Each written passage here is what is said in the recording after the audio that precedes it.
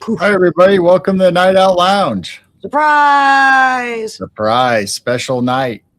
Yeah. We keep telling you guys we're gonna try Friday night, so this week we're trying a Friday night.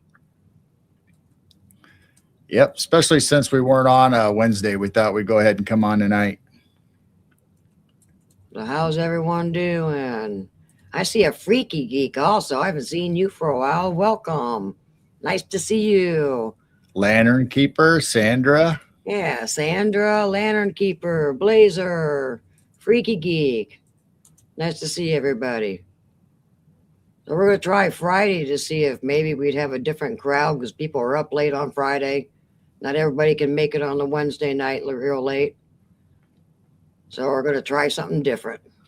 I almost tried Rumble as far as Rumble Studio. So I think YouTube chat and Rumble would be on the same thing, but I didn't set it up. But we are live on Rumble, but it's separate. Hi Rumble, if anybody's over there. Not yet. Not At yet. least they're not. At least they're not in chat. We usually have a few watchers, but nobody usually pops in chat. Hey Roger. Hi, Roger. So tonight we will probably catch up on some Christmas stuff and some cryptid reports and stuff like that. And Hey Daryl. hi, Daryl. Let's see, today's the 9th. All right, I'm losing track already. So it'll probably be just a regular Night Out Lounge, but we just wanted to test out Friday night to see if anybody finds us or anybody new or if it jogs the algorithm or whatever. We just thought we'd pop on and say hi to everybody and do a normal Night Out Lounge and see how it goes. Just seems like Hi, Lori. Hey Lori.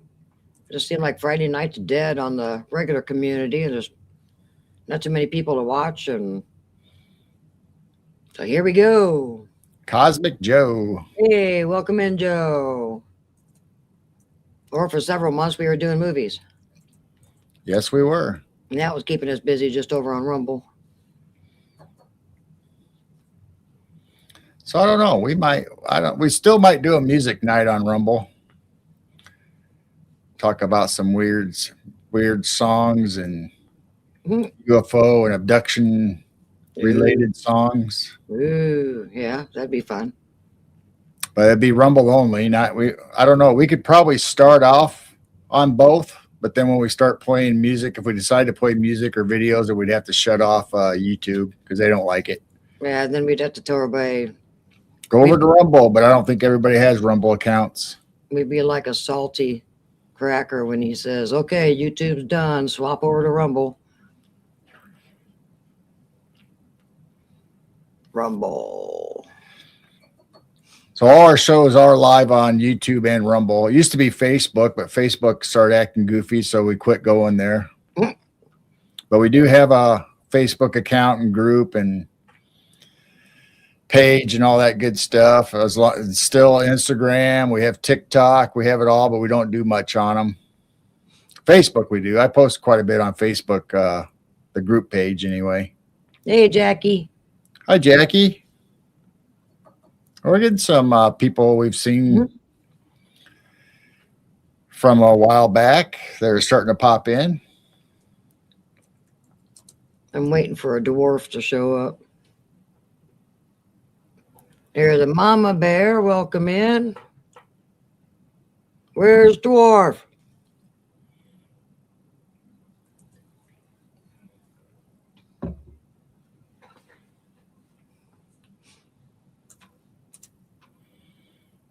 And Gemini. Hi, Gemini. Mama Bear. Yeah, we're trying a Friday night instead of Wednesday night. See if it's better for you guys. So definitely let us know afterwards in the comments that you like a Friday night. Everyone's up late for weekends.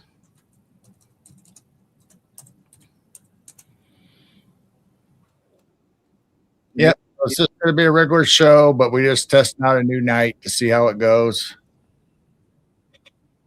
And we understand if you got to work. Friday night. Wednesdays don't work for you.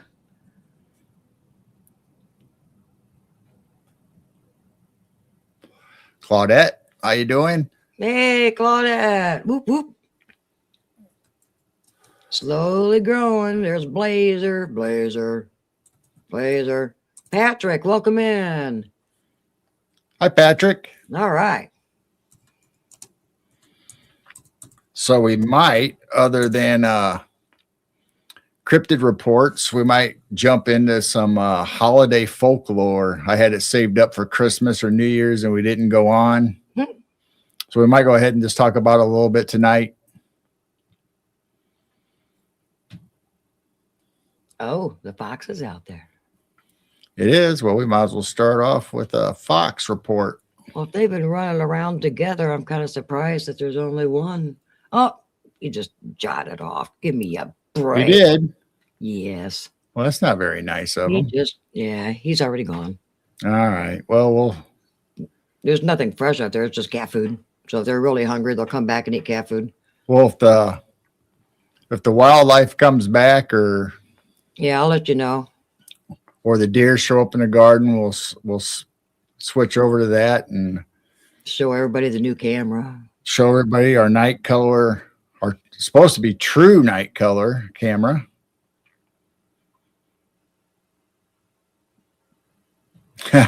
Lori says I'm barely up, but I'm here.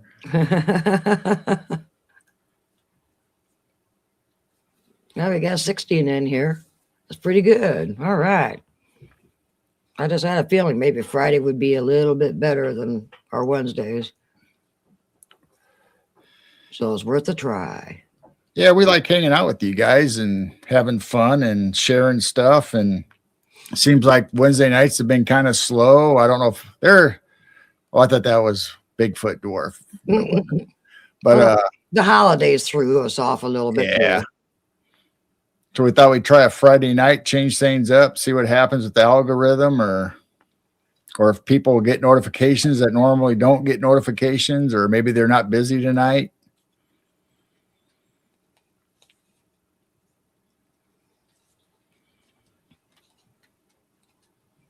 Freaky's cold up in Canada. It's going to get cold. We've had a nice week this week, 50s and 60s. But now it's going to start dropping again down to 30s, normal temperature for winter for us. And then supposed to get, I guess we got a chance for some snow and rain coming up. And today it was like 47, which was not bad because the breeze really wasn't there. And it was nice. And we did some things outside the last few days and took advantage of it. Rain in Carolina. Yeah, it actually got to 60 degrees last night, about 2 a.m. in the morning. Then today, during the daytime, when the sun was out, it was 45. Gemini's had some nice weather, too.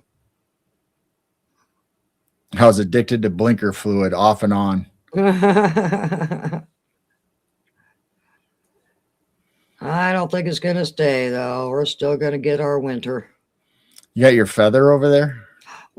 I forgot where I actually put it. Uh-oh. Yes.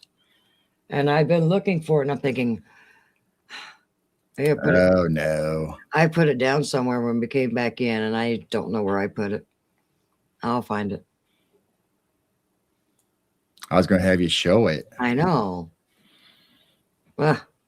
So we were out walking around out back in the field and towards a wooded area, and I just happened to see a nice bright yellow feather with a black tip.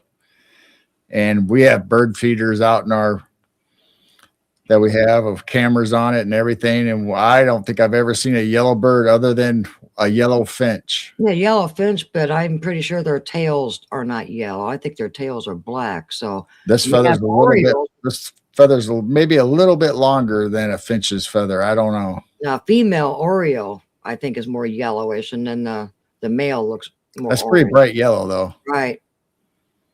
It's in the house somewhere. I just spaced out and did not remember where I put it down at. Dang it. Dang it. So this might be the last week for the Christmas background. Yeah, I'm might start taking down the Christmas tree and the elves and the snowmen. And I already did some over here. I already took some some of my stuff down. So I'll probably go back to the normal background and Little by little. brighten my camera back up since I won't have light, the twinkling Christmas tree in the background. So it's past January 6th with, for me, my family being Swedish, we always celebrated all the way up to January 6th. Sometimes past January 6th, we left our Christmas stuff up. So Today's the 9th. That's not that bad. no, not that bad. I might leave the lights around my selenite logs over here and redo it a little bit.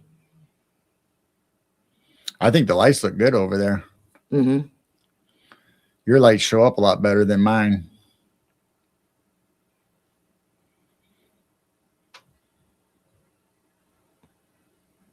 Yeah, we've got. I've heard Cosmic Joe of yellow cardinals, but I've never seen one, so I really seriously doubt if it was a yellow cardinal. It's not a long feather, but it looks like it'd be longer than a finch's feather. It might be on the piano upstairs. That might be where I laid it down. Oh no. I'll find it. Other than that, no antlers. We're kind of starting to walk the fields a little bit to see if we can find antlers. Last night we had one deer with one antler, so they're starting to drop. Hello, let's see, 573 SD. Yeah, I don't know who that is. Welcome in, welcome in. Welcome. Missouri. Yeah, we're in central Illinois. North of Peoria.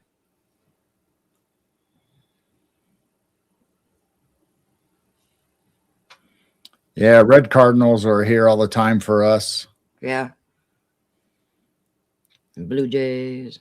But I don't think I've ever seen a yellow one. They say they're here, but I've never seen one.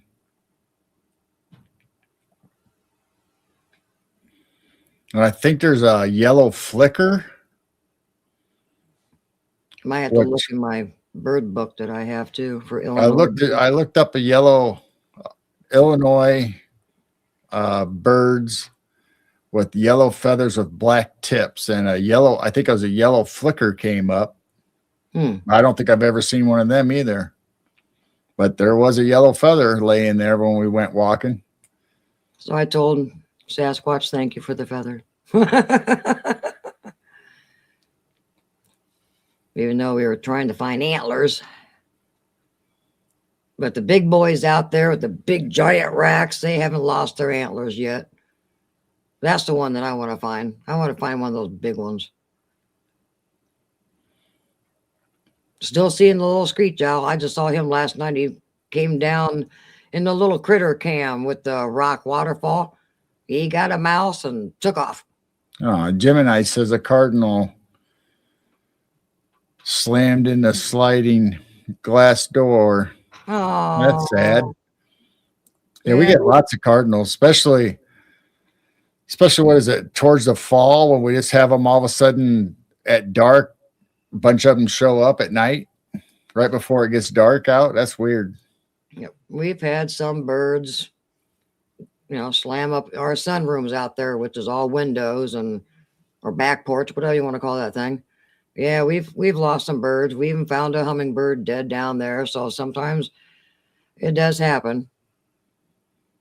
Sometimes they just get stunned and in a daze, and then they fly off and they're fine. And I was thinking goldfinch. I mean, but that's an awfully big. Well, it could be. It could be a tail feather, but I don't know. Wing, maybe a wing feather might have some yellow in it, but but it's pretty long for that small of a bird. I don't know. Oh, Lantern saw the green-headed woodpecker. Ooh.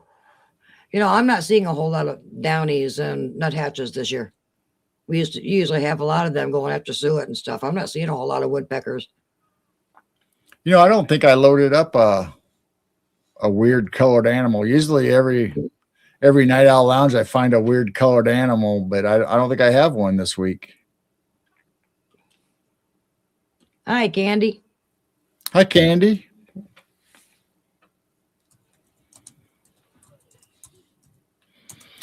Well, we'll just keep talking for just a little bit, then we'll go ahead and start showing some stuff that we want to talk about and get the show a going. We're just letting everybody pop in and say hi to everybody. And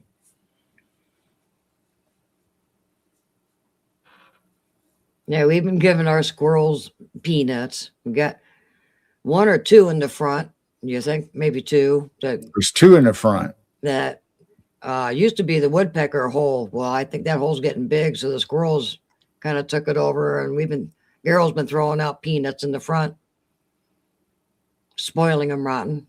And we usually have three. I don't know if the two in the front go to the back, but we at least have three that go to the back and hang out and eat on the corn cobs and the bird feeders and off the ground. The two in the front are my favorite, though, because they chase each other around the tree and That is squawk and squeal at each other. And it seemed like they never catch each other either. They just keep going and going and going. But they don't come down the tree until 11 o'clock, almost noon. That's weird. I thought they'd be up earlier than that, but they don't. And wait till it's warm. The ones in back are out there early. The ones in the backyard are usually out there around 10 o'clock, 9 o'clock in the morning.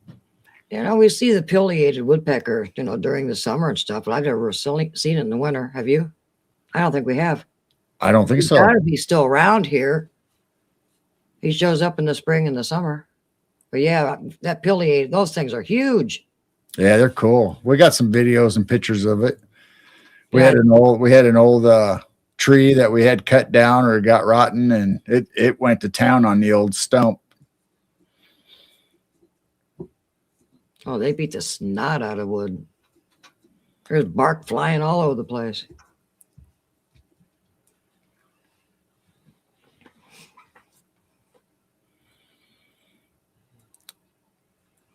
The call of the pileated woodpeckers sounds like I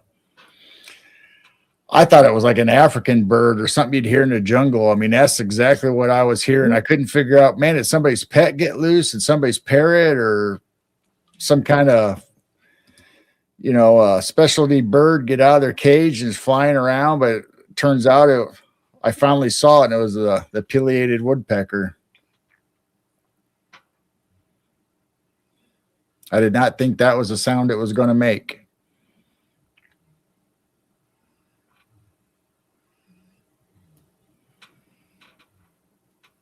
Some birds make really weird sounds. Which one is The one that looks like Woody Woodpecker. They're about 12 inches high. I mean, they're huge, got giant beaks. Yeah. The red head and the white ring and the blackish body. Woody Woodpecker.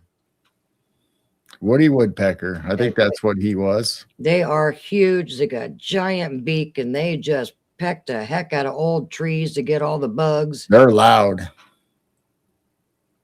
And then one is a red-headed woodpecker, which is smaller than the pileated. And then there's another one, this red-belly woodpecker, but it has like a little bit of red on it. Yeah. And then you got the nuthatches that kind of hop upside down, and then nuthatches. I haven't really seen a whole lot of them. No. A few years we had a bunch of them.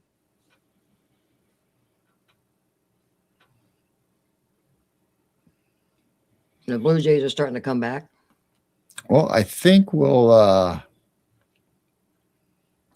maybe we'll start, since we're talking about animals, maybe we'll show the video first and see what everybody thinks of it. Oh, that video. That video. Yeah. Granted, this is not our video. I would love to catch something like this on our cameras.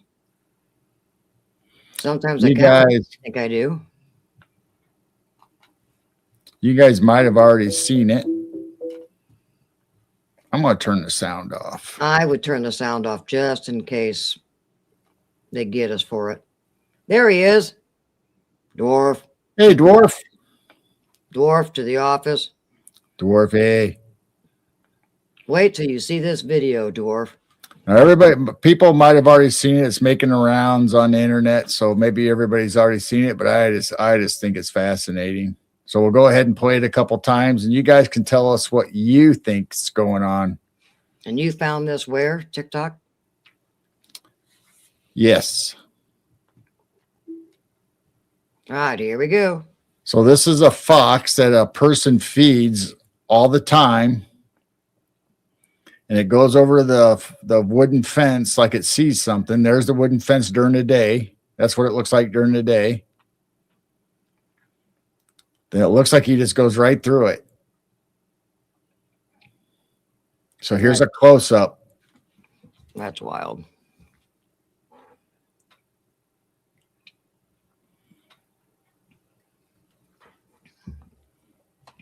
So it looks like he sees something or he's attracted over there. Now his head looks like it's starting to disappear already. And right through it. What do you guys think of that? Wow. Have you guys seen this video yet? Now, see, there's been times I've seen deer and fox kind of blend out of our outdoor cameras, kind of like, what? But I'm always thinking it's our cameras doing it. But then he showed me this and I went, oh my. Here, I'll let it play again. So when they have that overlay on there, that's the wood fence during the day, that fence that he goes through. I still wonder if all animals shapeshift. All animals are interdimensional. Something grabbed his attention over there, Yeah. whatever it is, if he heard something in there or is being attracted to something. That's crazy. So I don't know, either he's dimensional or he went through a portal or some kind of glitch. I don't know what happened. So do birds go interdimensional at night? Are all animals interdimensional and not just Sasquatch and cryptids? I'm starting to wonder. That's bizarre. I've never seen anything like that. That's amazing to me. And that's footage off of a video camera. Now, That is their backyard video camera or security camera. Where a deer does that with the wall. Oh, Freaky says, I've seen a video where a deer does that with the wall along the road. Really? That'd be cool. Well, like I said, I've kind of seen it sometimes on our cameras, but I just think that they're moving so fast that they're just kind of blending in with the corn stalks. But I don't see a blur go up and down the fence. He just goes straight through that thing. So ours, when we see our fox that blurs out, it's going along the field by the garden and you can see what direction it's going. So you can kind of see a trail. Then all of a sudden there's the fox. This you don't see a trail go up and down the fence at all. It's like it goes straight forward. That's it. For fox's sake. Oh, for fox's putting sake. up a sturdier fence. I don't know. Well, that video makes us wonder, like Jane talks about all the time with me, is that, we see the birds all of a sudden just appear during the day. We don't see them fly in. We don't see them fly out necessarily, like the sparrows and stuff. But then at night, we don't really hear them, see them in those bushes. So did they fly off? Are they interdimensional? They come and go? Are they up in the trees? I think we need to investigate more this summer with flashlights and look in bushes and look up in the trees. Where in the heck do all the birds go at night? I think Blazer's the one that says birds aren't real. Well, people. Oh, there we got the cat coming, the Siamese. Oh, yeah. So he was over there. Okay, I'm pretty sure that was him in the second film. He's such a pretty cat. Wow. So there's one of our cameras. We call this one the critter cam. So there's one of our nightly visitors, or usually nightly. Sometimes he skips a night. He's a stray cat, and he's not friendly at all. He sees you and runs. So he's definitely a stray cat. Either he got lost or somebody threw him out because he's mean. But he knows that there's cat food up here every night, so he can come eat. He's such a pretty cat. Yeah, blazer pigeons are weird, man. We've seen so many pigeons, but I've never seen a baby pigeon. I know. I don't know. I don't know if there's such a thing, or if they're grown, if they're if they're full size and grown before they get out of the nest, or I have no idea how that works.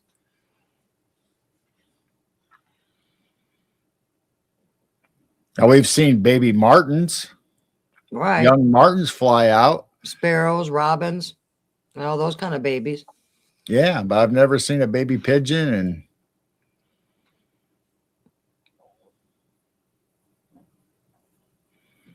I don't know if they do or not. I just said I've never seen. I don't know if pigeons build nests. Oh, he see a mouse or something?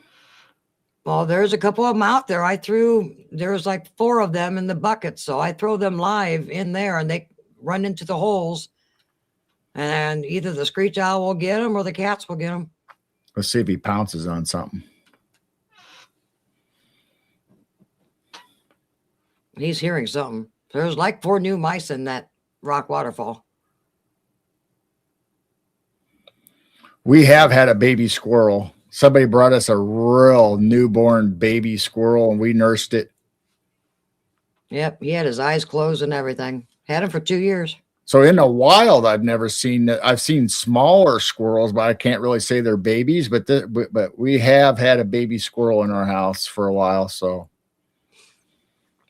Got a ferret cage and he lived for 2 years. Probably longer than a regular squirrel because they keep getting run over. we have a lot of squirrel deaths in our area. Well, we got this last street in town and it goes out into the country. So everybody flies down this road, as you can hear on the cameras at times. I don't know. I thought maybe he was going to pounce on something, but he looks like he's waiting for something. Mhm.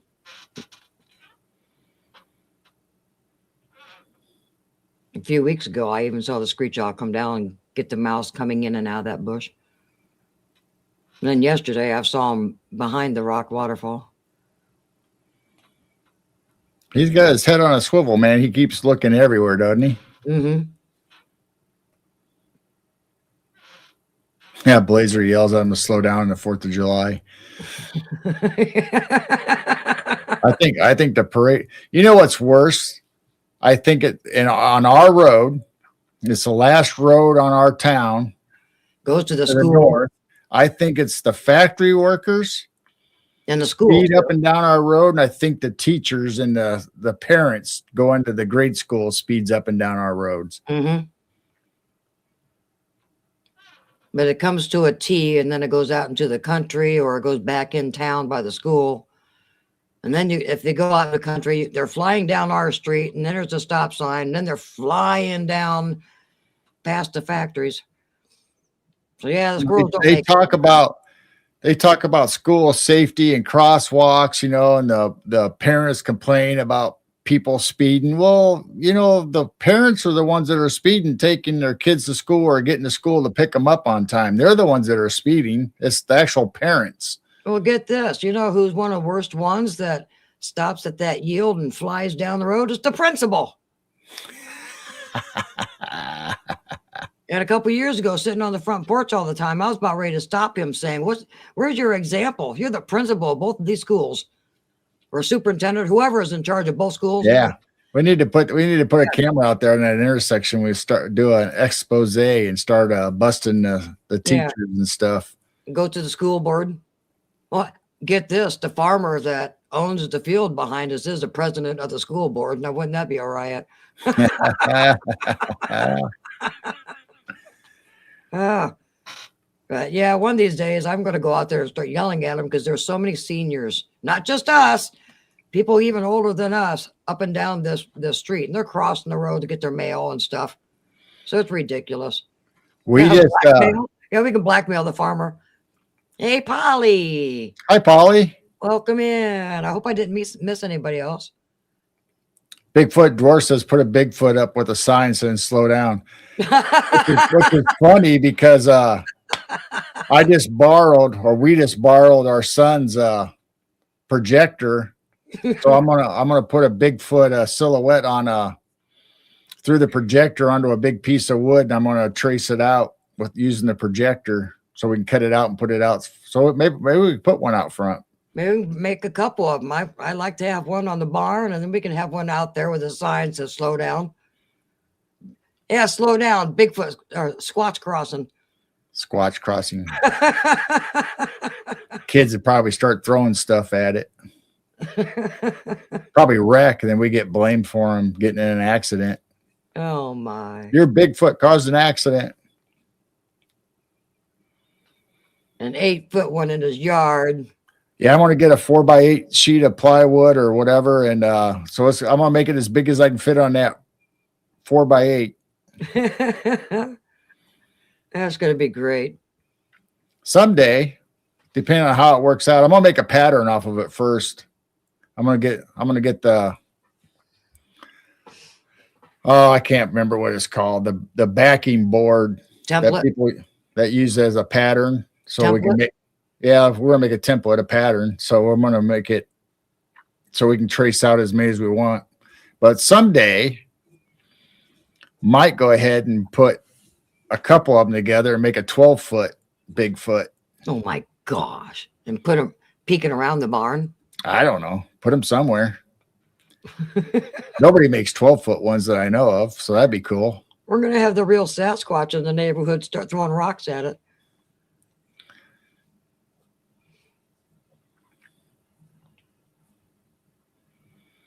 There's got to be a mouse over there moving around in the leaves. I don't know. I was thinking maybe this cat's going to fall asleep here pretty soon. Remember when we'd see the bunnies falling asleep? It'd be on camera. They'd hop up, and all of a sudden, it's like, why isn't he moving? Well, we zoom in on him. He's actually got his eyes closed. He fell asleep. And no deer yet. It's getting about that time. I saw that one earlier, but I don't think he's over there anymore. $50, Blazer. That's cheap. I'd buy one for $50 instead of making it on Facebook Marketplace. Every place I see, they're like over $100. Mm-hmm. I think our niece has. She says she paid about that. It was over $100 for the one she's got on her barn. Yeah, I've seen them for 110 all the way to 130, and that's just plywood. That's not metal. One's made out of metal or anything. I used OSB board. Yeah. And then sprayed it with black rubber guard paint. Oh, I don't know. I've never sell a rubber guard. I was just gonna get some normal black paint spray can and just spray it. Price hike. Price hike. I guess if you sell them cheap enough, I guess everybody'd come to you instead of going to those other people. Yeah, we think the squirrel's in heaven. I think they all went to heaven along with all of our other pets. I think all of them are. Even all my dead chickens. I get up there and I'm gonna have a herd come running after me. Mom! And then Clyde. There's big floppy ears. So I got my metal Bigfoot. That's it's supposed to be like a little yard sign. And it has our address number carved out in it. So I'm gonna hopefully be able to add some blue LEDs behind it and add it to outside. So we'll have a Bigfoot address sign on our house. I don't think I put a picture of it on the computer. I don't know if I did or didn't. Did you zoom in or something? Yes, I did. Oh, okay. That's why you're off compared to There. Okay. How's that? Okay. Yeah, I was gonna move it and I was thinking, no. I just used my mouse to scroll in closer instead of actually zooming. So far we've seen one fox and a cat. I must not have put that address sign that I wanted to make on here. So I got the Bigfoot cutout. Jessica. Hi, Jessica. No, she said she was watching the deer in our yard earlier. Yeah, Nice. last night I think I counted 11 last night altogether. There's like 3, and then they wandered off, and then 6 more came, then a couple more came. And then today we went walking the fields a little bit and some of the tree lines trying to find some antlers, but we haven't found one yet. But they're starting to drop their antlers too. I think I think the cat Siamese gave up. Was going to eat some cat food or something for a while. Yeah. I'm really hoping they'll eat some corn out there and have a deer fight, and the antler just drops right there in our yard. Yeah, that'd be nice. I haven't seen a deer yet tonight. No. But yeah, I uploaded the video of that buck. It was either last night or the night before. He's got a gorgeous racket. What, 8 point? I think we counted. Yes, 8 points. But it just sticks up higher than the other guy. And I mean, it's got to be uncomfortable on his head. And just chomping down on apples. So I thought I'd take a quick little video of that guy before his antlers are gone. Meow mix time. I don't know if that's meow mix or not. Is that the stuff Blazer sent us, or do we run out of Blazer stuff? Oh, Blazers is back in October. Oh, okay. So this is from our farm store, the big 40-pound bag of generic stuff. That's what I give the outside cast. So they did have meow mix for they had meow mix for a while, and they probably went, "Oh wow, delicacy." It's like gourmet food. Yeah. And we do have water out there. It's not in any of these bowls, I don't think, but we have some water out back. Then on the front porch, we have water in a heated bowl so it doesn't freeze. See what Dwarf said? What? Did she say gorgeous rack? Well, that's what you call the antlers. You do call the deer. Yeah, you call them a rack. Uh-oh. Blazer just said, "Oh, more meow mix and goat treats time." Oh. Uh-oh. I know. I'm hoping that because there's a video that I was hoping would be long enough. They were out there like reindeer games, hitting their antlers. And I'm inside just going, "Oh my God, please drop an antler, drop an antler." Just right in our backyard. The last few years we've been trying to walk these fields, to at least find an antler, but nope. But last night there was one that had a shorter rack and he lost one. So he just had one antler last night. So they are starting to shed their antlers. Yeah, we couldn't find it. We walked all the way over there and couldn't find it. So it didn't drop the normal route that we walked from our house to the woods. But I still say during the day, they go all the way down past the farm and behind the factories into the tree line and the river. So they may be dropping them back there also. Yeah, we got Rose over there on Rumble. She showed up. Hello, Esoteric. Just showed up over here. Hey, Esoteric. Hey, baby, drop that antler. Ooh, look at he's on the waterfall now. Look at that. Now he's a little higher up to see the mousies. You might be hearing them on the inside. Because they instantly try to find a little hole and they go inside there until they get brave to come out and eat. And then the cats get them or the screech owl gets them.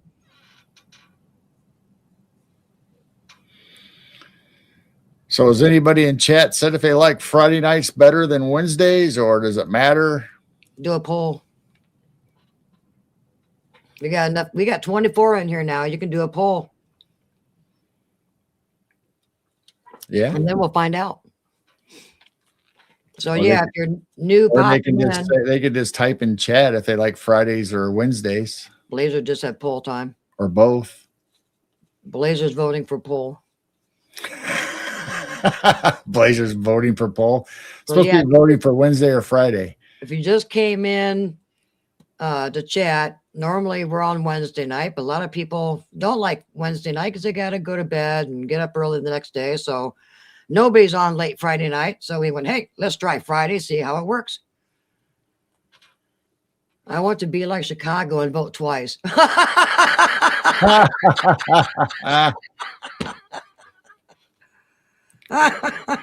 Well, in order to vote twice in Chicago, you have to be dead. See, I'm seeing a lot of Fridays here. Mama Bear said Friday, Gemini Friday, Xander Friday. So I think Friday might be better than a Wednesday night. Gemini says I'd miss you on Wednesday. Yeah, well, holidays kind of threw us off. We did do New Year's on a Wednesday, but we just kind of took a break for a few weeks. Sometimes you have to do that as a podcaster. You don't want to get burned out on YouTube. Friday nights, Wednesday, I get to spend with my daughter. All right, Okay. I think Fridays looks pretty good. If we get a chance, drop me a link. You need a link to what, Dorothy? Are you talking to us or talking to somebody else? What? Dwarf said something about if you get a chance, drop me a link.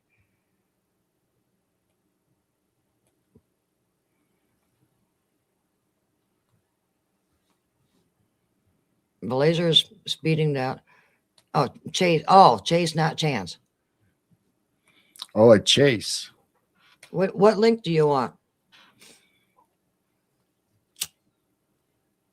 I like when the cats and animals turn their head just right and their eyes glow. Look at that. Like that. Look at those eyes. If you don't play with fire, you'll never get burned out. He's probably hearing something in that bush over there. Because some of them probably do try to escape and find their way back in the barn. Say, I'm halfway to the barn. But stay in the bush.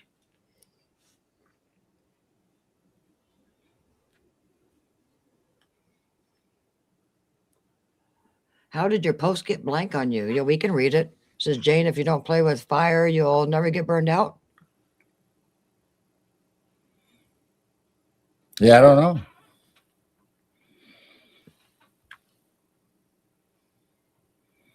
I don't see a police chase yet.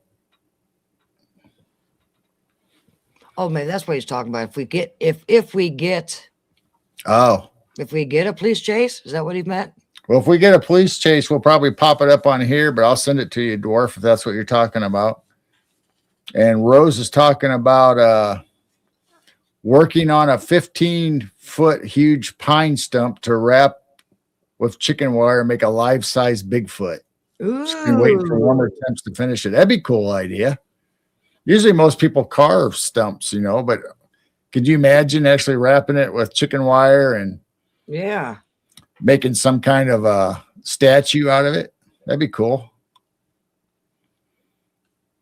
No, it says yes, James. I think that's what he's talking about. If we get a police chase, there hasn't been one today, has there?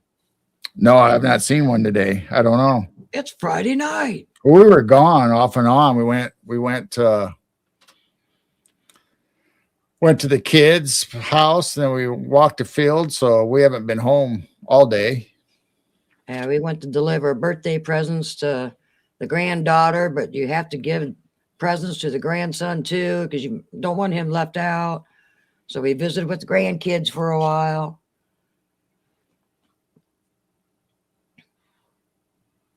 But I haven't seen one even on my past Facebook or YouTube, not Facebook. So it's early there. Somebody could still steal a car.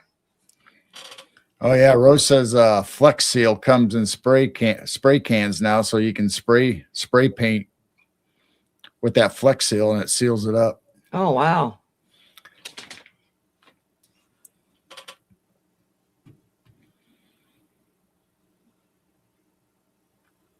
All right, I guess the cat's not going to do anything for a while. We'll bring him back up if he decides to do anything. He's stalking. The yellow guy does that too. I mean, they're there for quite a while, hoping that something will move. I haven't seen the yellow guy in a few days. Have you? The yellow guy? No, I have not. He hasn't even came on the front porch even. Yeah, he does that. Disappears for a few days and then shows up for food. Weirdo.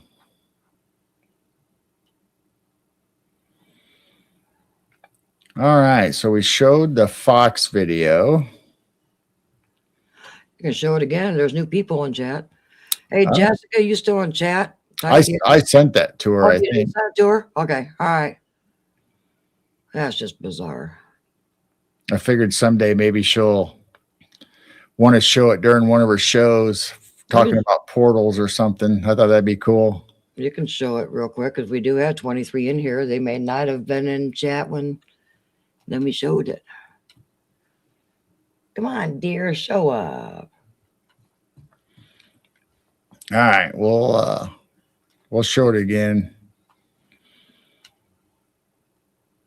Yes, our chat talks about food all the time.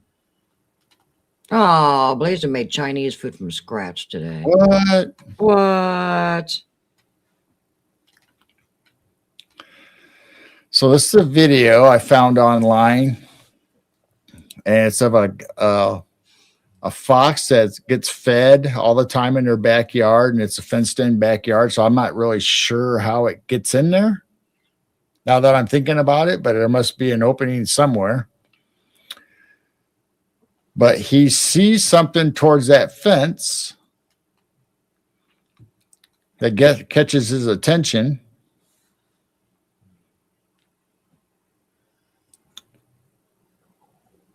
Then it's almost like his head starts disappearing. And that overlay there is the fence during the day, the wood fence, what it looks like during the day. So there you've seen him it looks like he goes straight forward into the fence and disappears. Now here's a close-up of the same video. So as soon as he gets his nose and stuff towards the fence, it's like he's peeking through. Looks like he's looking first. Yeah. Like he's looking through, not down. Then he's gone. So there, if you missed that earlier, showed that about, what, half an hour ago or so? There you go. There's the fox video. So this is one of the neatest videos I've seen. Yeah. Footage off of a security camera. That is just wild. Yeah, that's weird.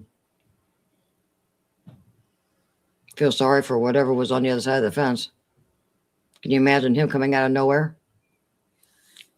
Yeah, the portal. I wonder if he's going through a portal or dimension. I wonder what's on the other side.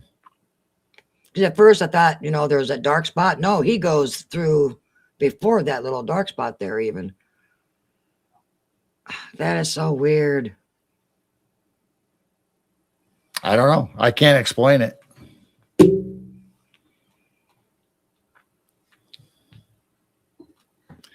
I cannot explain it. Dun, dun, dun. Blazer, did you make homemade fortune cookies also? What? Fortune cookies? Spring rolls? Make any egg rolls? Put a message inside the fortune cookie. Hey, Christy and Harold probably. Hello, hello, hello. Surprise! We're on Friday night. I think everybody's voted. They like Friday night better than Wednesdays.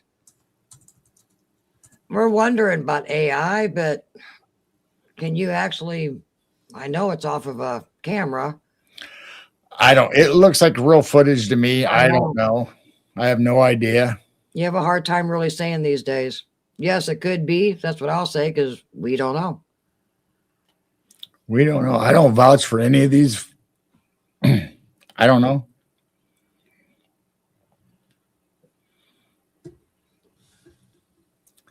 Let's do.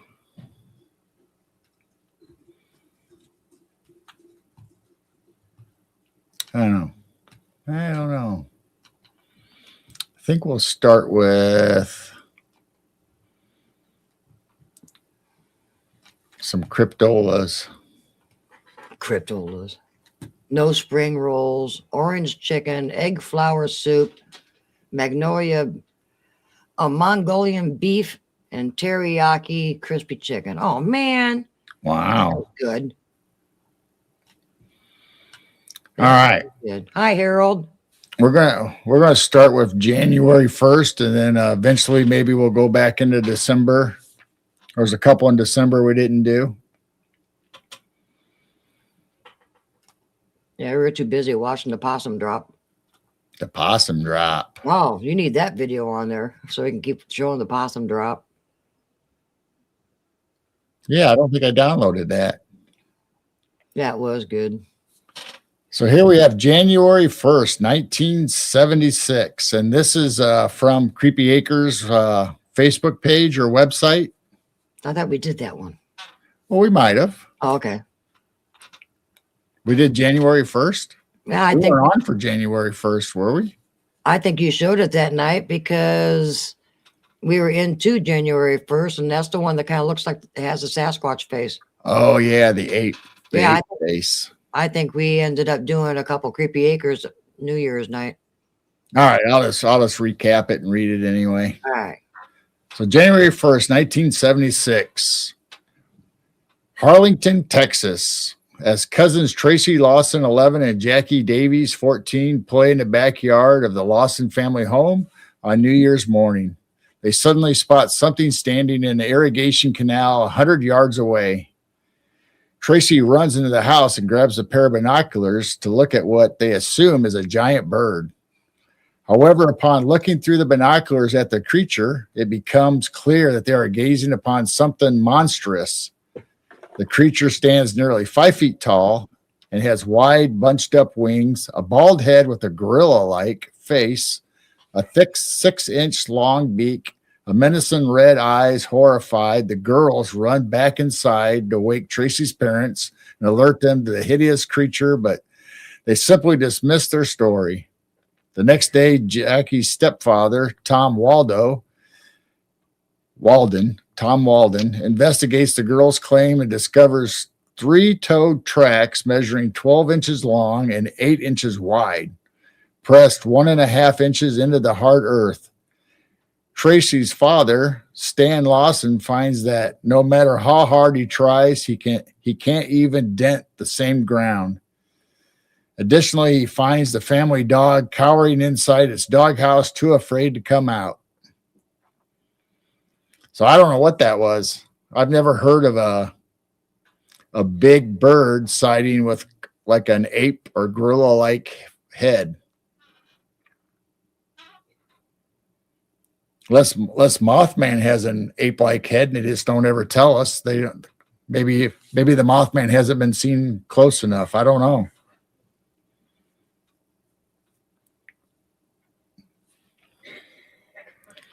So that's January 1st, 1976. Dum, dum, dum. Dun, dun, dun. So I don't know if it's considered like a giant bird, a bat, Mothman. I don't know. Leftover DNA, put everything in one test tube and see what comes out. Oh, yeah. Ooh, combination of everything. So here's one from North Carolina. Ooh. He's having a good hair day. Look at that, man. He could be like in a It's Cher. He could be like in an 80s hair band. What year was it? Oh, 1878. I thought it was 1978. 1878. Where's your guitar, dude? He wouldn't have a guitar in 1878. He would have he'd have a harpsichord or something. I don't think they had hair straighteners back then either. He's got some he kind of looks like he's got like an ape face. Dwarf said it's cousin Squatch. Blazer said it's Cher Squatch. Cousin Swatch. Cousin it. He's got some claws. Look at them claws. All right. Maybe it's January 3rd, 1878, Globe Valley, North Carolina. Some bongos. The Globe Valley, North Carolina. The McKean County Miner, a newspaper from Smethport, Pennsylvania, reports several men prospecting in a remote area encountered a peculiar specimen of humanity. So they're saying humanity. It stood 6.5 feet tall, a giant in those days. had broad shoulders, long ape-like arms, and was covered in dark brown hair. Though its face was smooth, from its head flowed long, dark red tresses. So, oh, it had red hair. It does kind of look like a red tint in the picture. Cautiously, they approached the ape man, but uncertain what to do, they stopped 20 feet short. As they debated, one man, hoping to scare it off, suddenly leaped toward the hairy humanoid, yelling instead. It definitely stepped forward, pounding its chest. Then it bounded off at an inhuman speed. The men gathered weapons and tracked the beast to a cave where in the Blue Ridge Mountains, historic Blowing Rock. Never heard of historic Blowing Rock. That's a new one for me. There they found a bed of leaves and the bones of many small animals. However, they never saw the hairy man ape again. It remains unidentified. So there you go. North Carolina, January 3rd. North Carolina gets a lot of weird stuff. Yeah, there's Blazer said, grab your pitchforks. all these cryptids that are in early whatever, they always seem to go home and gather their guns or whatever. It's almost like the Frankenstein movie where they go get pitchforks and torches and chase. Yeah. Grab your pitchfork. I mean, the guy didn't do nothing to him. Why would you want to shoot him?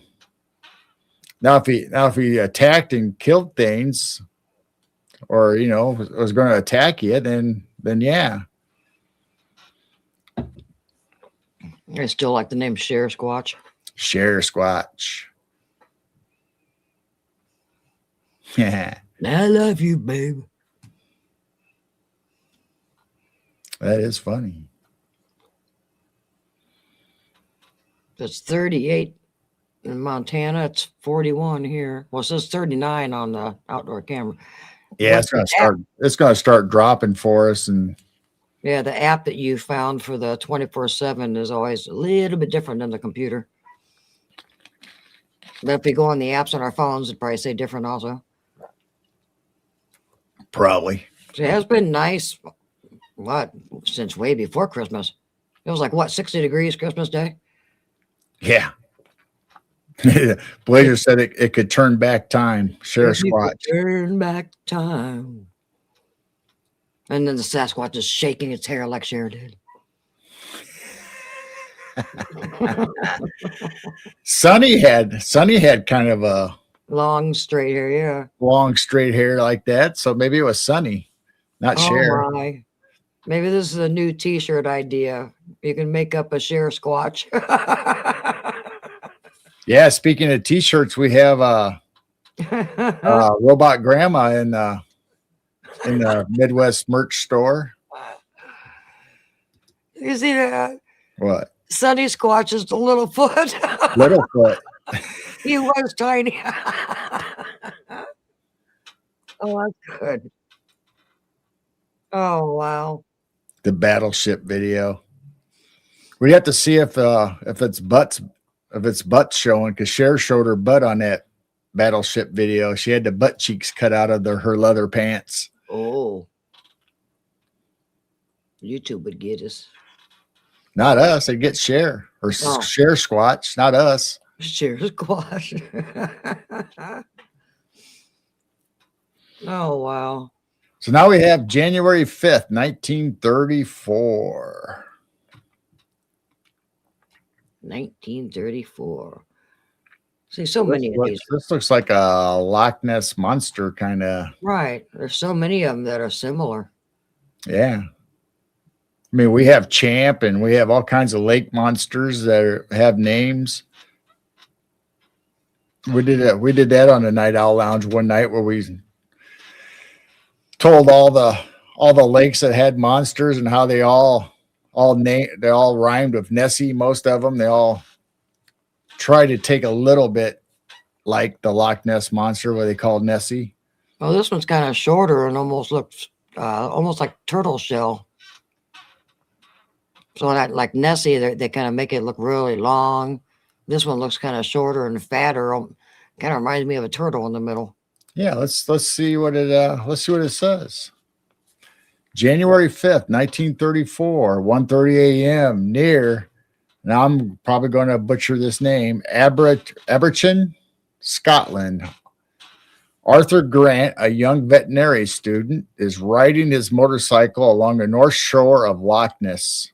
So it is Nessie. As the Grant approaches Glasgow Inverness Road, he notes illuminated in the moonlight a large dark shape on the side of the road. Suddenly, a head of a long neck rears up from the shadowy mass and turns to face him.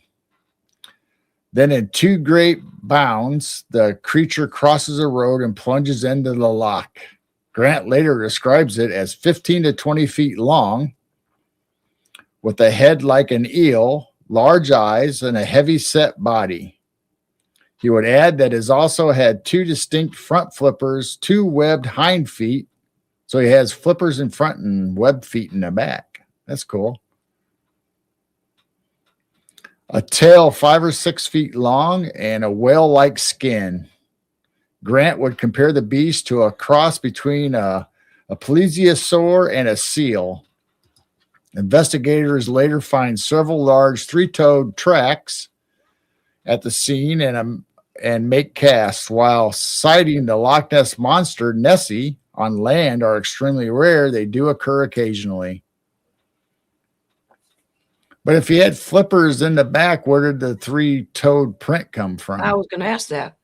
Unless, well, I guess in this picture, the way they drew it,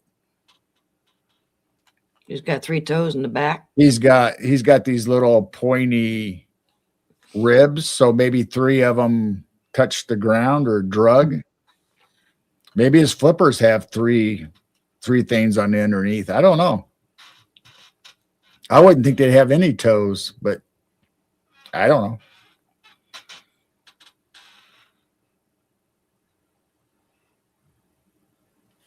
I have no idea.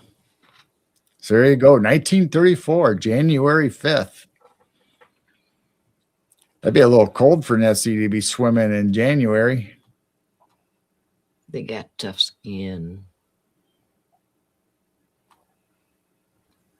Oh my, I see that one. Can you? Yeah, because I see it down below. Ooh, look at this, a spider right in front of me. Oh no. I've already had a couple come down right in front of my face. Does that mean warm weather's on its way? I don't know. That's one thing I don't like about the basement. So that wasn't an orb or a fairy. That was a squishy spider. Ugh. I don't know how the kids slept down here without complaining about spiders. I guess they didn't bother them. Spiders probably didn't want to be down here with the kids. They probably ran squealing and. Yeah, because this was their living room and they all hung out down here. And look at this guy. Yeah, that's what I saw down below. Wow. Wow, that beak has spikes on it. That would not feel good. Creepy Acres always have good artists or rendition. I don't know if it's AI or how they're making them, but they always have good. I think somebody actually draws these. I'm not positive. Man, you could lose a finger with those beaks. Look at it. He's got mean eyes. Look at that. Wow. Looks like an ostrich. Looks like an ostrich cryptid. Yeah. He's got the white fur, the long crooked neck. Maybe A vulture's like that too. A vulture will have that kind of. All right, what's it say? Maybe that's what it is. They use a main DNA from something, then mix it, and it's like a combination of stuff. So maybe the main DNA they started with could have been a ostrich or something. Yeah. So January 7th, 1976. That's a bicentennial cryptid. Bicentennial cryptid. Yeah, he just wanted to come out and celebrate. Yeah. I mean, it looks like a bald eagle. He just came out to celebrate the centennial. The bicentennial. It'd be bicentennial in 1976. He's been working as a webmaster. A webmaster.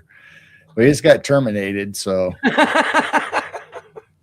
So far, I've just had like little teeny tiny little ones come down. that's what this was. This was like a little plaster spider, little white, kind of see-through-y looking thing. I just happened to see it right in front of my eye. Like a little. Otherwise, I would let it live, but it was just too close. Or they call them farmer spiders, don't they? I always heard them as plaster spiders, but I don't know. Yeah. Yeah, it looks like a vulture. It does look like a vulture now that I say it. So it says 8:30 p.m. Brownsville, Texas. Brownsville, Texas. Brownsville. Oh my. Alvrico Trovardo, 35, eats dinner in his kitchen when suddenly something crashes against the outside of the trailer home. Crashes against it? Yeah. Grabbing a knife, he races outside to investigate. There he finds a large animal lying on the ground next to his home. But in the dark, the man is unable to identify it. He pulls his station wagon around to the south side of his home and illuminates it with his headlights. This awakens the dazed creature. Standing before him is a 4-foot tall, brown, winged creature with a thin 3 to 4 foot long beak and big, terrible looking eyes. Some report claims it had a face resembling an ape or a bat. The creature turns to stare at Gerardo and begins to make deep, pulsating sounds. After a moment, the winged nightmare backs away from the lights and melts away into the darkness. Gerardo tells reporters it was scared. It got wing. I was scared. It got wings like a bird, but it's not a bird. That animal is not from this world. So that's weird that they say it had. Where did it say? It said it was a 4-foot tall, brown winged creature, a thin 3-4 foot long beak, big, terrible looking eyes. Some reports claim it had a face resembling an ape or a bat. Now, in this drawing, I don't know how you get an ape or a bat. Maybe a bat. I don't know. I just thought it looked like a vulture head. When you said the very end, when they said, "This is not from this world," reminds me of the woman on the plane. Yeah. He's not human. This MFer. Tried to bite me. This animal's not from this world. He tried to bite me. MFer. I almost said the real word.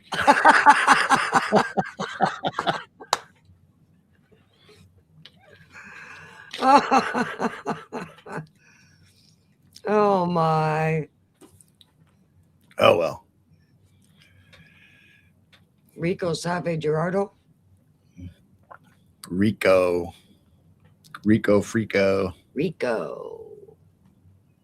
Francisco. I remember this guy. We've had this guy before. I think some of these we've done last year. I think a couple of them are new. He was cute. Oh, I remember him. Yeah, he was cute. Like a bulldog or a pug or something. I don't know. Oh, is that a pug wedgie? Oh, I don't think so, but. Oh, Jessica, what is this thing? Dwarf, what is this thing? Is this the pug wedgie? I know they're tiny. I don't know. He's got webbed feet. He's got webbed feet and That's wild. He's got white fur, nice big round ears, like a panda bear or something. But he looks like a bulldog or a wild hog too. Well, he's got tusks, definitely big fan. But yeah. Bulldogs have that kind of teeth that stick out, right? Yeah. I don't know what he would be. What kind of dog it would be. Welcome in.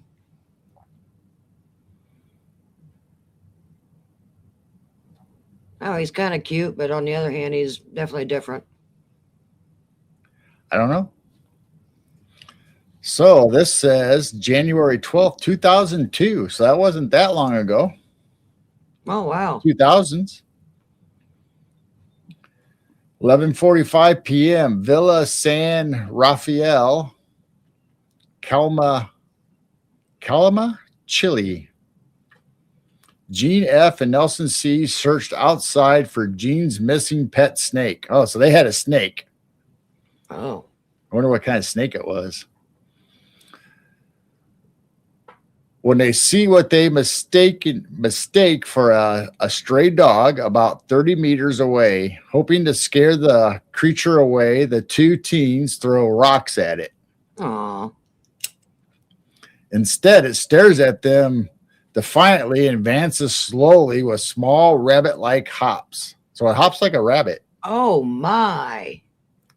But it has like duck feet or duck Yeah. duck feet. Anyway, it hops like a rabbit. Hops. Then it stands up on its hind legs and starts to glow. Latro says throw a frisbee. Throw a frisbee. Here, boy. Here, boy. Yeah, why throw rocks at it? He wasn't Harold hurting said it looks nobody. like something out of Star Wars. It does look like something that would be at that bar in Star Yeah. Wars. I mean, throw him a Scooby snack or something. I mean, come on now. So let's see, where were we? It starts to glow. I wonder what color it glue. Was it green? Was it white? Because they kind of show it with white fur. The whole thing glows or just his eyes? I don't know. It says it stands up on its hind legs and starts to glow. Oh. The teens feel a strange energy, like an electrical shock in their stomachs. The Oh. bizarre beast is oddly shaped, like a rugby football with legs. The head looks like a large dog with a flat nose, like a bulldog's. Yeah. The eyes are pale red and slanted. Its short arms have elbows and clearly end in three-fingered hands. Almost like teddy bear ears. It does. That's why I said like panda ears or, Yeah. I mean, like a teddy bear ears. I don't know. So its hind legs are like a goat's, but end in webbed duck-like feet. Its hair is like a wild pig's with longer hairs traveling down its spine. As the teens gaze upon it, Nelson suddenly hears a voice speak to him telepathically. Don't stare and just run away. Oh. Terrified, the teens comply. The telepathic football has not been reported since. Is that its name? Telepathic football? Is that what they call it? Telepathic football. But it doesn't say if it had a tail or not, or if they saw a tail. No, it doesn't say nothing about a tail. It just talks about his head and Wow. his pushed in face, his goat legs, duck feet. Is it a combination of DNA. Kind of looks like a pig because of its back and the fur. And It makes you wonder, since a lot of these reports you only see them once. Wonder if they just don't make it because there's so much DNA mixed that they eventually don't make it. so did the thing eat the snake? They never said it. They found the snake. Yeah, I don't know. It could be. I mean, it could be like a. I don't think that'd be a pug wedgie, but I mean, it could be, except for the duck feet and stuff. I don't know. Yeah, that was a good one. That is. I think it's a neat drawing or an artist view of that. I like the bulldog face, the Dwarf, pushed in nose. Dwarf says gremlin. Gremlin. Yeah, it could be a gremlin. An aquatic gremlin because it has duck feet. Yeah. I wonder if there's water. I wonder if it's right there. I wonder if they're by the water. Wow. Huh. There you go. January 12th, 2002. Yeah, it's got to be that for swimming. The only explanation of web feet. So I don't think I finished it where it says telepathically, don't stare and just run away. The terrified then complied. The telepathic football has not been reported since. So they only saw it then. They haven't had another report that I know of, I guess. D-Worm, welcome in. Product of a barn romance. now, That's about right. if it was somewhere by Plum Island or somewhere You're like right. that, or maybe a military base. There's probably more places than just Plum Island. Oh, here's one close to home. Oh, really? January 12th, 2006. There we go. Look at that guy. Holy cow. It's almost like a hairy baboon. Does look like a baboon, but it's Yeah. hairy. And it's I got like wolf ears or like, do. look at the ears. Probably escaped from one of the semis tipping over monkeys. I'm sure it is. One of the glowy eyes. Ew. Government lab monkeys. So here we have January 12th, 2006, Chicago, Illinois. Figures. Yeah.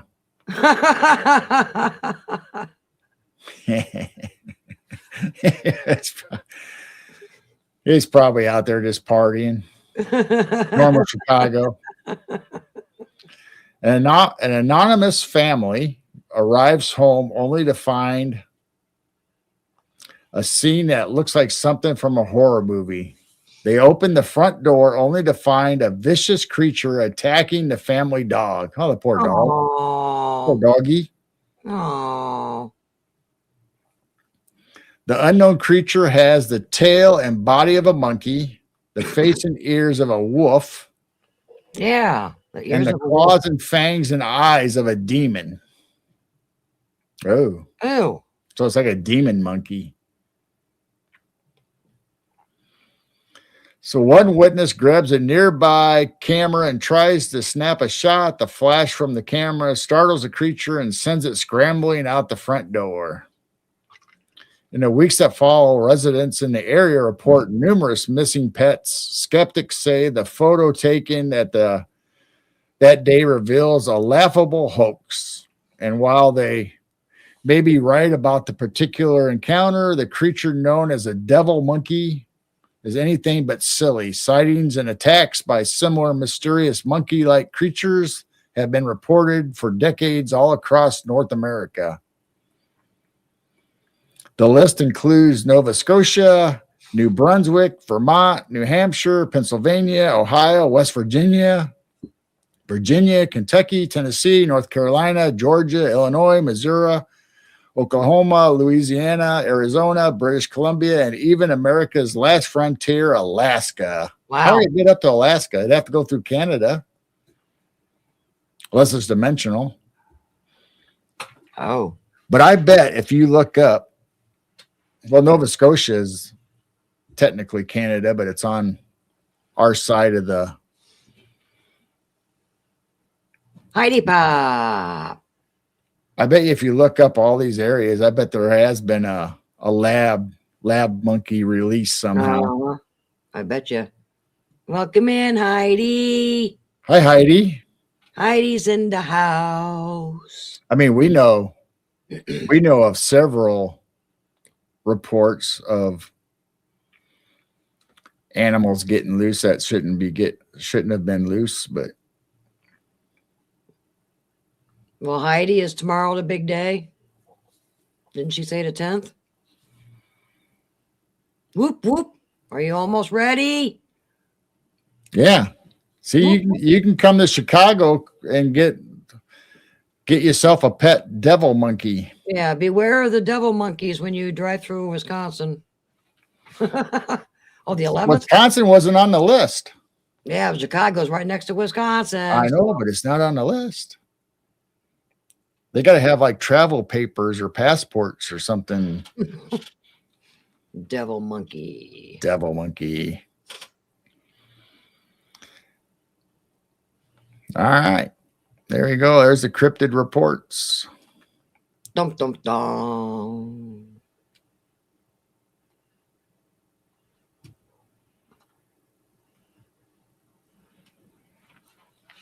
Anything on camera? Maybe my son's alter ego. Oh. Anything on the cameras yet? No. And nothing heading across the field yet either. So here is, let me see. Robin. No one knew that we were going to be on tonight. We just kind of talked about it earlier and said, you know what? We've been telling you guys we might try a Friday night, and surprise! Here we are. Here we are. And so far, everybody is really enjoying the Friday night instead of Wednesday. Tomorrow, we get the keys and stay at Giant's Aunt's house, then ship off, leaving Los Angeles Sunday. Oh, Well, safe travels. Please keep us updated on the way, especially when you guys finally get there. We will be praying for safe travels and no cryptids. No, the weather's great here, Heidi. So even Wisconsin, you don't have to worry about snowstorms or anything like that the next couple of days either. So you got some good weather. there might be some rain coming up, but I don't think snow. Yeah, definitely no snowstorms or anything. So you should be able to get up there. Whoop, whoop, whoop. Then all hell's going to break loose and winter will come back. That's right. So here's a picture, a drawing of the silent winged humanoid observed by a shuttle driver at O'Hare International Airport parking terminal in Chicago. So I just happened to find a couple slides like this, and if I can keep finding them, we'll probably not only just Illinois, but they'll be all over. So it's other than Creepy Acres, we might be able to have some different slides. So this is one of the original reports of the Mothman being sighted at O'Hare in Chicago area.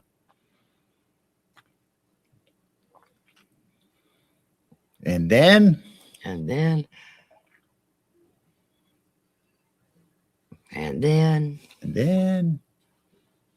Harold said it's the dark night.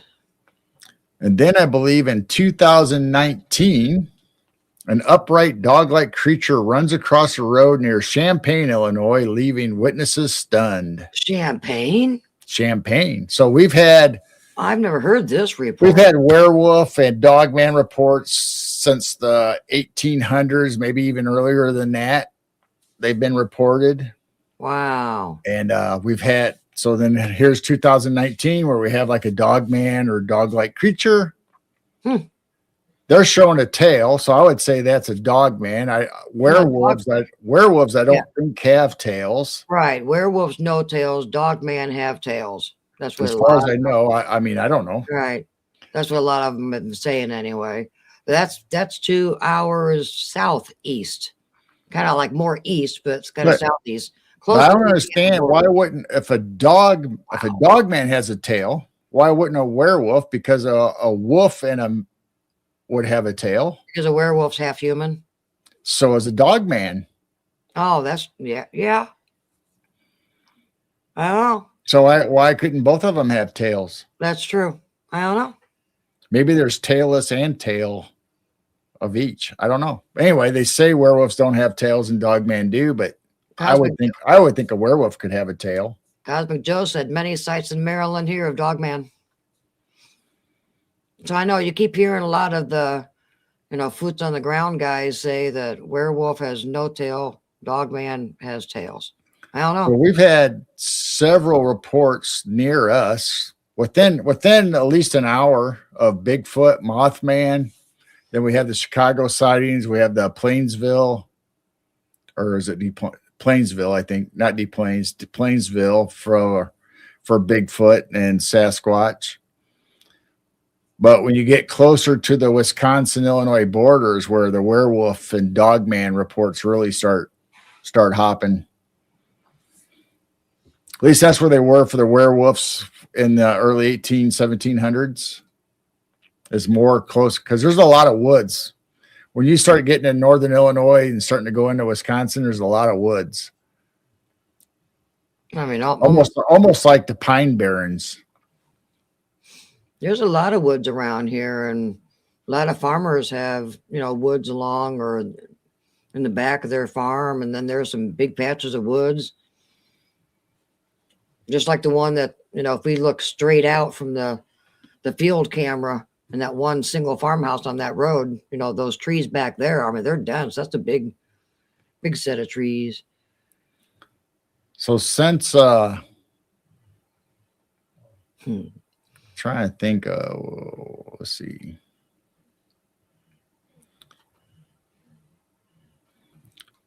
Never Since know what's in Mothman has been seen so much in Chicago, I hear he's made it his hometown. So he's fitting right into the Chicago culture, and Oh yeah. word on the street, the Mothman is predicting the Bears to go to the Super Bowl this year and win. That's what I'm hearing on the street for Chicago. Blackhawks. That's hilarious. So I hear he's a Bears. He's a Bears fan. Notice he only has mustard on his hot dog. Yeah. So there you go. Mothman is a Black Hawk and a Bears fan, is from what I'm hearing. Might even be a Cubs fan. I don't know. We'll have to find out if he's a White Sox or a Cubs fan. I'll tell you if he lives on the South Side or not. It looks pretty good with the Blackhawks jersey. I still wear my T-shirt once in a while when they won the championship. Yeah, I do too. I have my.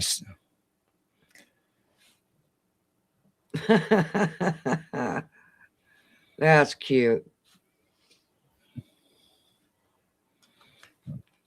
So since we were talking about Mothman, I thought I'd bring that up.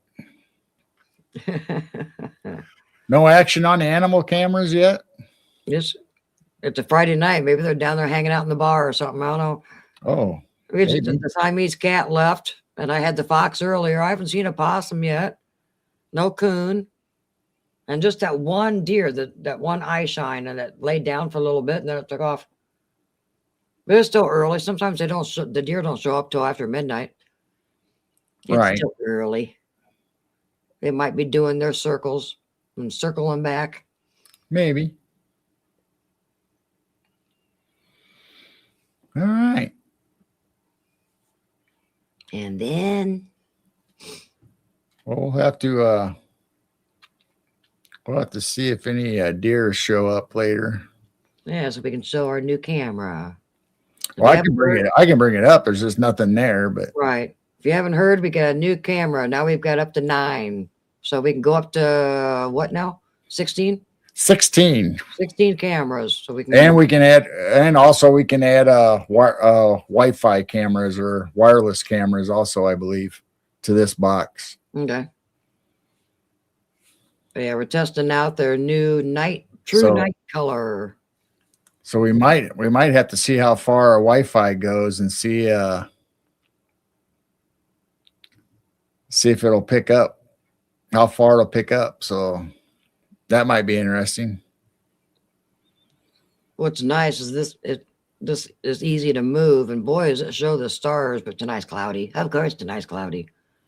But I can just move it and have it straight up and for a meteor shower. It looks like baby blue sky, but you can see the stars. It's really cool. You need a Wicked Witch of the West camera? All right, Heidi, we'll catch you next time. Safe travels. We love you. Whoop, whoop. Midwest girl. Oh, somebody's coming to get their plant. Oh. Don't cry when the plant goes to a new home. You can get new plants when you get here. Yeah. Get some Illinois green plants or something. Ooh, Wisconsin green. All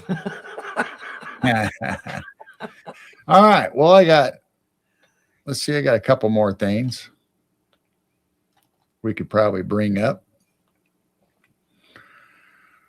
We always talk about folklore, and we just came out of Christmas, so there's always all kinds of Christmas stuff. Mm-hmm. Is there any folklore at New Year's? Oh, yeah. Oh, okay. Oh, yeah. The folklore of how the possum drop started. Well, I don't know about that, but that's probably just a bunch of drunk. That's probably just a bunch of drunk people. If you missed it, we have a short on our channel. You got to click on short. I was trying to upload it as a video, but it wouldn't let me. So it uploaded as a short for the possum drop. Possum drop. Spencer.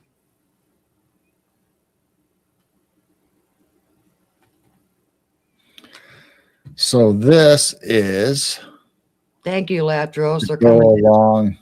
They're coming down in a few days. Yeah, I don't know. Might slowly take them down, or all of a sudden they just might be gone by the next time we come on. At least my side. I don't know about Jane's. I like the fiber optic trees. They just don't make them like that. And that's one of the best ones that were ever out there. And it's just so pretty watching it glisten back and forth. Yep. Holy crap, he's going to whip the kid on a tree. Yeah. Is that Santa? Well, it's a Santa wannabe. Is that what he does to bad boys that's on the naughty list? It's on a naughty list.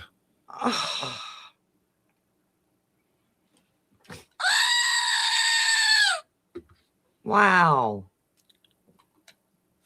So this is a Belsnickel. Belsnickel. This is a German folklore.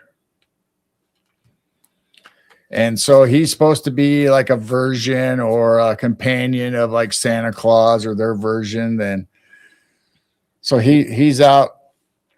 He's a rugged man in cloth, and kind of like in the olden days. So he has switches. Wow. And he carries a bag of treats also. So he's like a Santa Claus. You get a whipping and then candy. Well, if you're a good boy and girl, you get treats. And if you've been on a naughty list or a naughty boy, you get not beat, but you get a tap on your butt or whatever, and you learn your lesson to be nice for next year to get if you want toys or treats. Now, saying toys or treats, it's usually they get candles or nuts or something like that. It's not necessarily toys, but something that's favorable compared to being your butt whacked. So that is Belsnickel, and it comes from German, and it's also in Pennsylvania because they're German descent. So a lot of them in Pennsylvania. Good night, Daryl. Night, Daryl. Do they actually tie those kids to the tree? That would be I don't think so. I think this is these days. that's just their illustration. Wow. This is for entertainment purposes only. No nuts or candles were hurt during this Yes. podcast.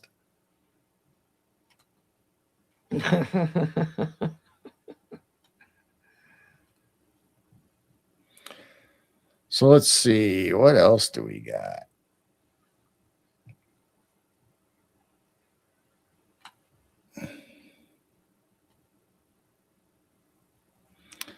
So here we have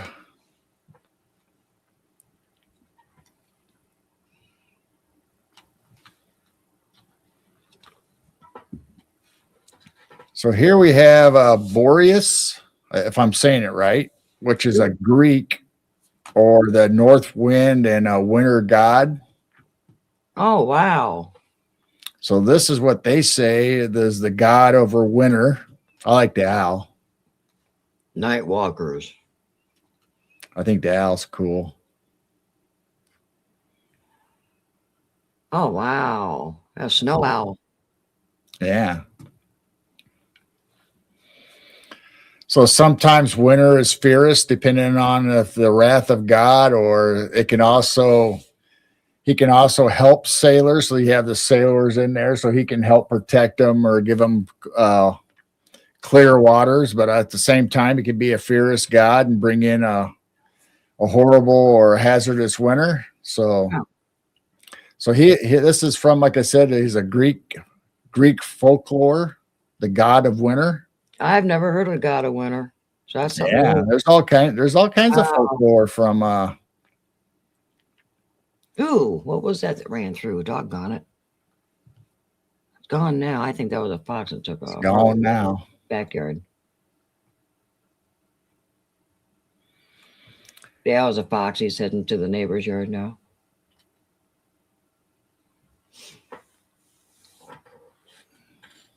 Nobody wants cat food. So I'm not really sure how to say this one. I'll give it my best so I think this is Cal Leach Bure,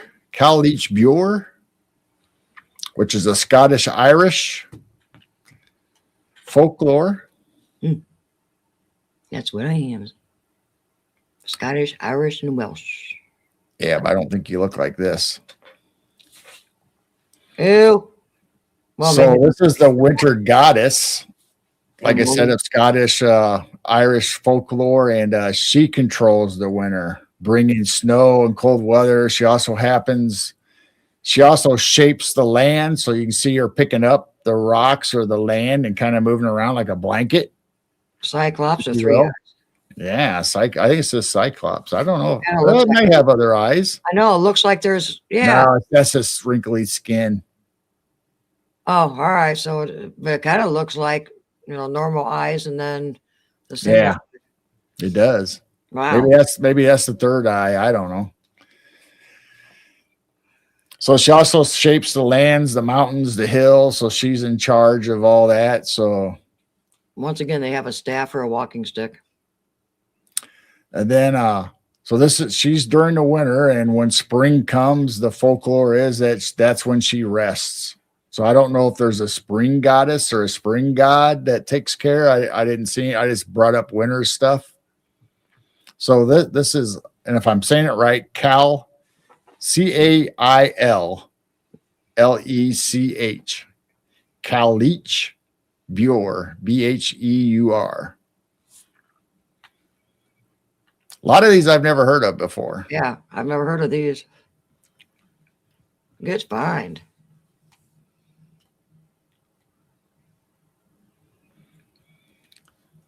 So let's see. Here's another, like Santa Claus, I believe. Well, no, I don't know. This might be another winter. Oh, just a winter figure. The Dead Moraz. Robin's got a Moraz. good point. Huh? Robin's got a good point. She What? looks like one of those dark oracles in the Viking series, always with weird eyes. In the Vikings, she was blind, or was she? Maybe she sees with that third eye. Maybe she was kind of blind. She did Yeah, kind of. maybe her normal eyes are blind, and that's how she sees with the third eye, or I don't know. Yeah. So this is Dead, and it's DED. DED. Moraz, Moroz. So we'll bring him up, and this is a Slavic folklore. Yugoslavia. Yeah. Ooh. So this is like Old Man Winter, kind of. He's got antlers. He's got pet rabbits and a staff, and he's kind of like a Gandalf kind of. Isn't that what they call kind of guy, I guess. It's almost kind of like a Wendigo. So he's similar to Santa Claus, as you will, and he has a long white beard and a coat, and he's friendly with the animals, and he'll bring gifts to the children. But he brings it on New Year's Eve, not necessarily Christmas. This is New Year's Eve. Does that mean Santa has a rack? Oh. So he doesn't go down like our Santa Claus. He doesn't necessarily go down chimneys or anything, but he personally hands out gifts to the children. So it's not like you have to go to sleep for Santa to come. This one, you're awake, and Santa, Dead Moraz gives you gifts. He's got two cute little bunnies. He does have two cute little bunnies. And he's got a walking stick or a staff also. Yeah. Wow. So look at the bunnies. Aww. Little snow bunnies. Looks like he's stepping on the bunny's paw there. But anyway, he looks like a creepy, like you'd think he'd be a scary guy, but says he's like Santa Claus and gives out gifts to the children. Blazer said Winter Warlock. So that's from Slavic. Yeah, that little Warlock. warlock magician dude.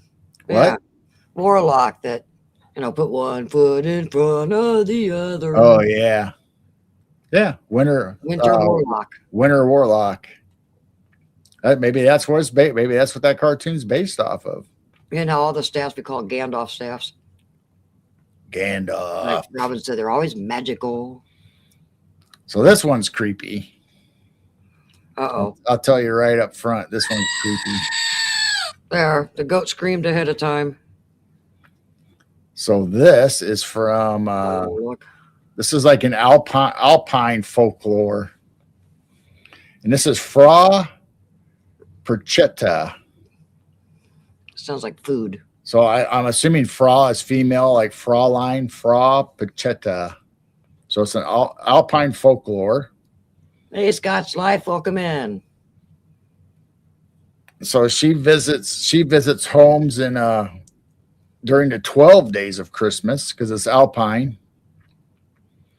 And she punishes those who are lazy and disobedient. She often describes as a woman who can appear beautiful or frightening depending on her mood. So people believe that she checks if chores were done and if food was shared fairly. So she's nice to people if you give out if you share your things, the food, and do your work or your chores, then she's nice to you. Otherwise, she's mean. So you got to be good or bad for Christmas, but after Christmas, the 12 days of Christmas, you'll get punished. Well, the New Year's you're supposed to have, the New Year's you're supposed to have resolutions and try to do better anyway. She got goat horns. Yeah, she's got like a snake tongue and she's got weird fingers in this drawing. I wasn't really going to show this, but I thought, yeah, why not? It's cryptid kind of. No wonder she don't have any pets with her. She doesn't say how. It doesn't say how she punished. I'm sure somewhere if you read in folklore, Blazer. I'm sure if you read in the folklore, it tells you how they punish the bad or the lazy people. But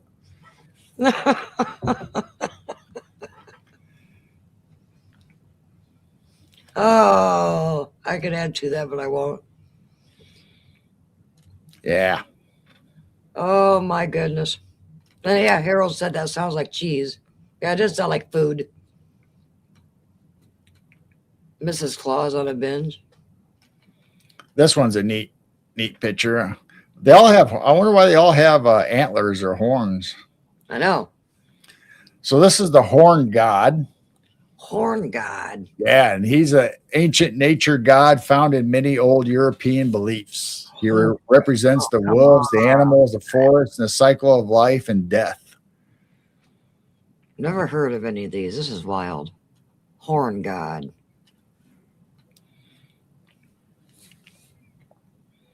So he looks like he's got candles on his antlers and wolves. Look, it looks like a kind of like a Christmas scene, but at the same time, it's kind of not. I don't know. I don't know how you describe it. And he's got a crystal on his staff. Glowy. Oh, so he protects the woods and the animals, and he also does all the seasons. So he's just not necessarily a wintertime god, but yeah, is that Krampus? He does all the seasons. Is that Krampus? No, not Krampus. No. So you said horn god. Horn god is all. I mean, it could be basically kind of the same thing, but he's not necessarily evil. He's just a protector of the natural, natural earth, the forests, and the animals. And I'm not sure if that's an owl or a cat. No, I think it's a wolf, isn't it? Oh, I don't know. It kind of looks like a cross. It kind of looks like a cross between bobcat and then a wolf, and down below it looks more like a tiger. That looks like a cat, or I don't know, maybe a bobcat. I don't know what that guy here though is. That looks like an owl, but it has fur. least that's what I see in the Right. ears, and Yeah. I don't know. What's with all the racks, man? I don't know. So this is old European folklore. Owl kitty. Owl kitty. That's what Mountain it looked lion. like. Robin says mountain lion. Mountain lion. Yeah, it does kind of have that look to it. I mean, like a bobcat. I don't know. Some kind of cat, but for some reason it gave me owl vibes. I don't know why. So here we have and we should know this. We're talking about Santa Claus and coming to town. And usually when they play that cartoon, they play this one also. Jack Frost. Santa. So yeah, obviously everybody knows that Jack Frost comes when it's bitter cold and the wind's blowing and you get all the frost in the paintings, the nice artistic frost patterns on your windows.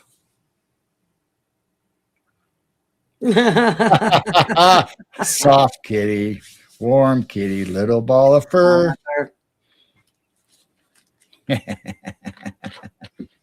That's funny.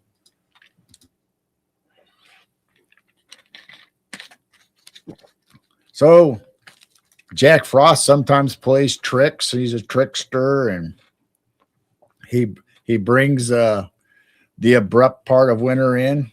Tim Allen movie. Yeah, Jack Frost from Tim Allen, Santa Claus. Now, I don't know if Jack Frost is worldwide or if it's European. I mean, I grew up hearing about Jack Frost as a kid, so I know it's here in North America. So I don't know if this is one that's worldwide. I don't know if anybody else knows. Harold got auto-corrected.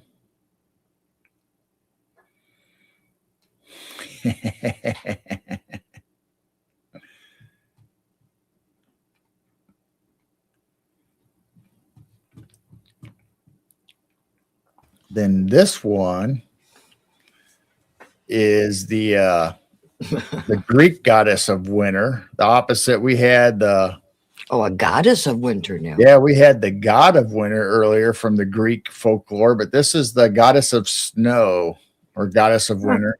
Goddess of snow. Yeah, so she brings in Narnia. Huh?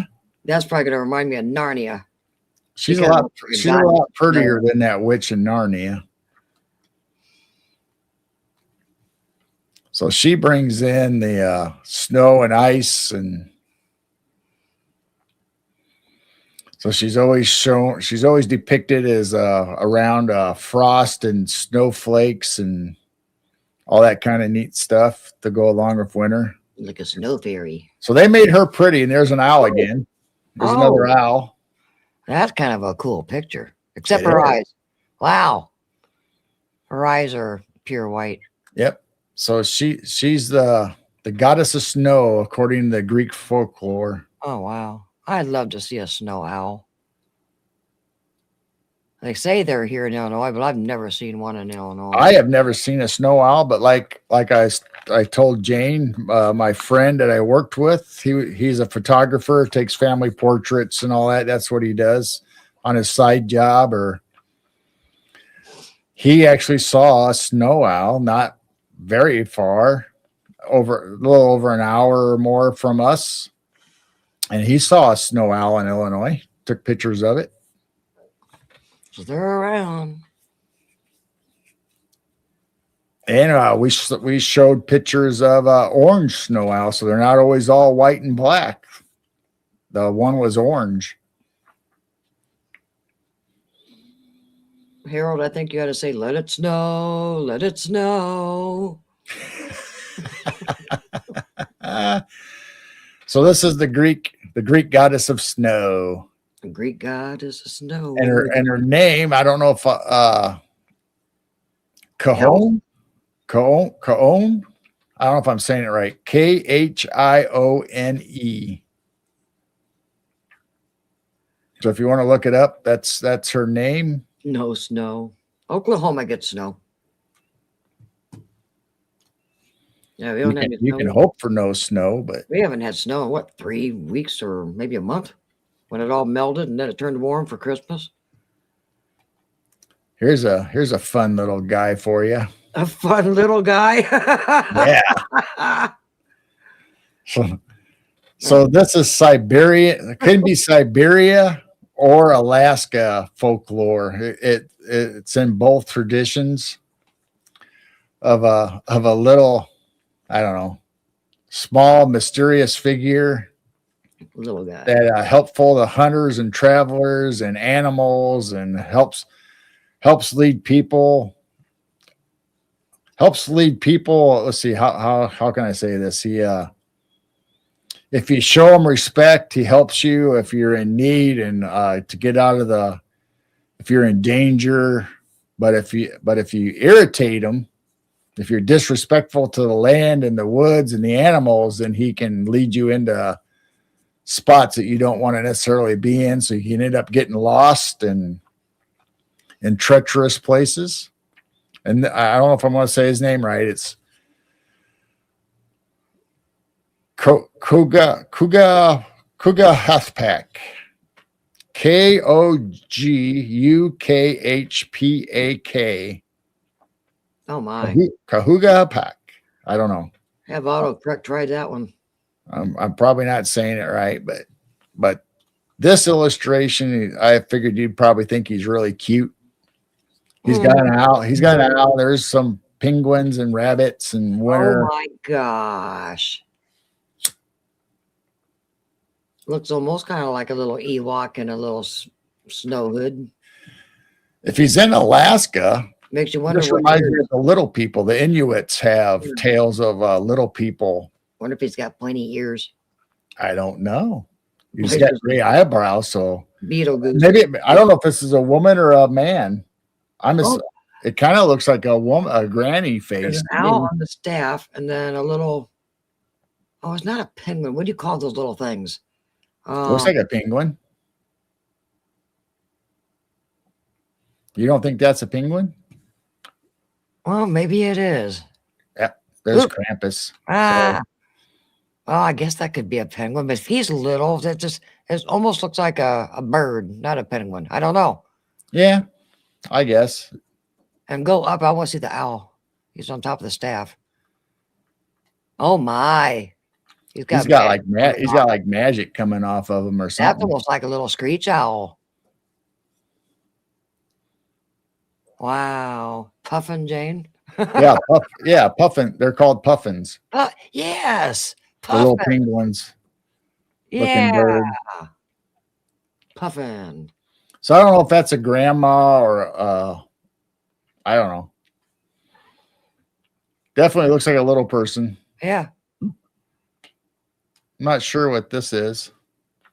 looks like a teddy bear. Oh no. Well, it looks like it's got a head, arms, and legs. I don't know.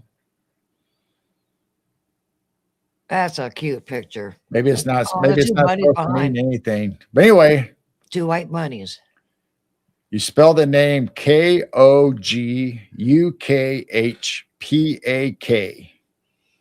So zoom in on the owl down below. There's 2 owls. I did not realize that. I don't see an owl down below. There's an owl down below, right there. No, that's a fish. That's a fish. There's no- Oh, never mind. It's a fish. Okay. Blowing bubbles. It looks like a bird, though. Yeah, well, from a distance, it looked like another little owl. No, I think it's in water, and I think it's a fish. a I don't fish. know. That's a little fishy. So there you go. The beak. Yeah, see, from a distance, it kind of looks like an owl. Alaskan Inuit. So I'm assuming it's a little person. Oh, It's also in Siberian folklore. that one was cute. So you guys all saw a little preview of the next one. So the next one's Krampus. Yes. Krampus.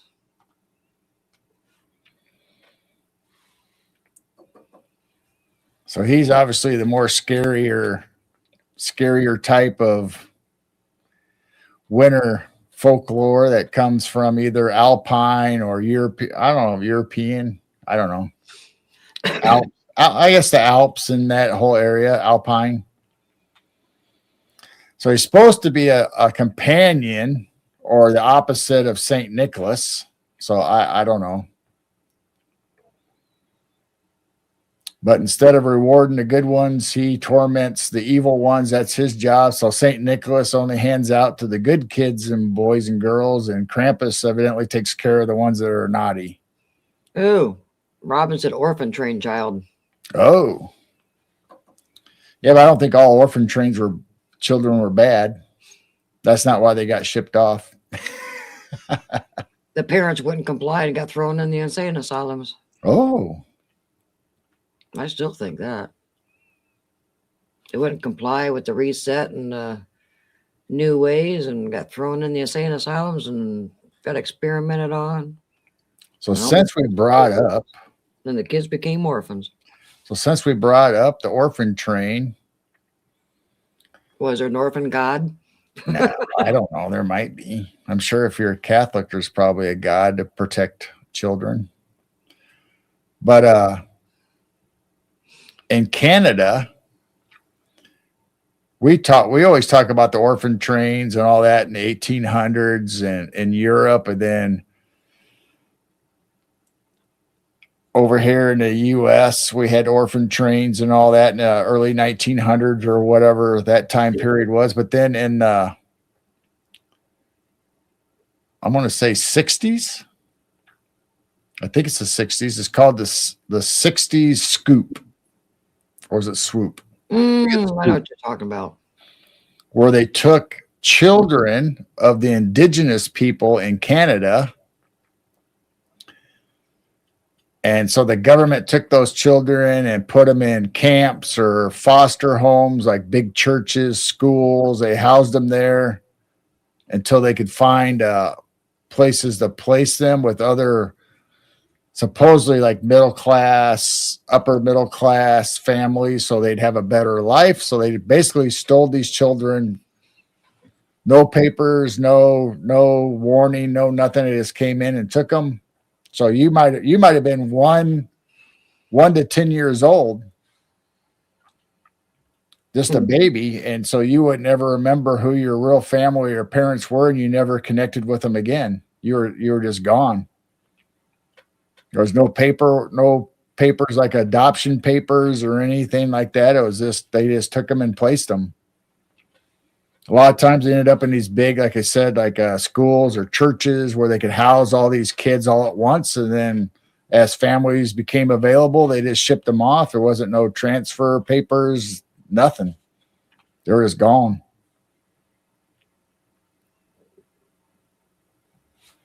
Oh, thank you, Blazer. Loki. Where have I heard Loki before? Yeah, he's in Loki was the bad boy in those movies, and for Fantastic Four and Avengers and all them. There was Loki. There was a Loki. But he was a bad one, or a mischievous, I should say. Huh.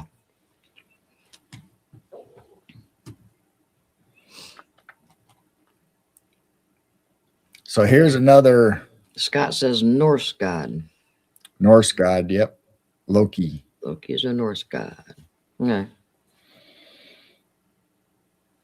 Now was Loki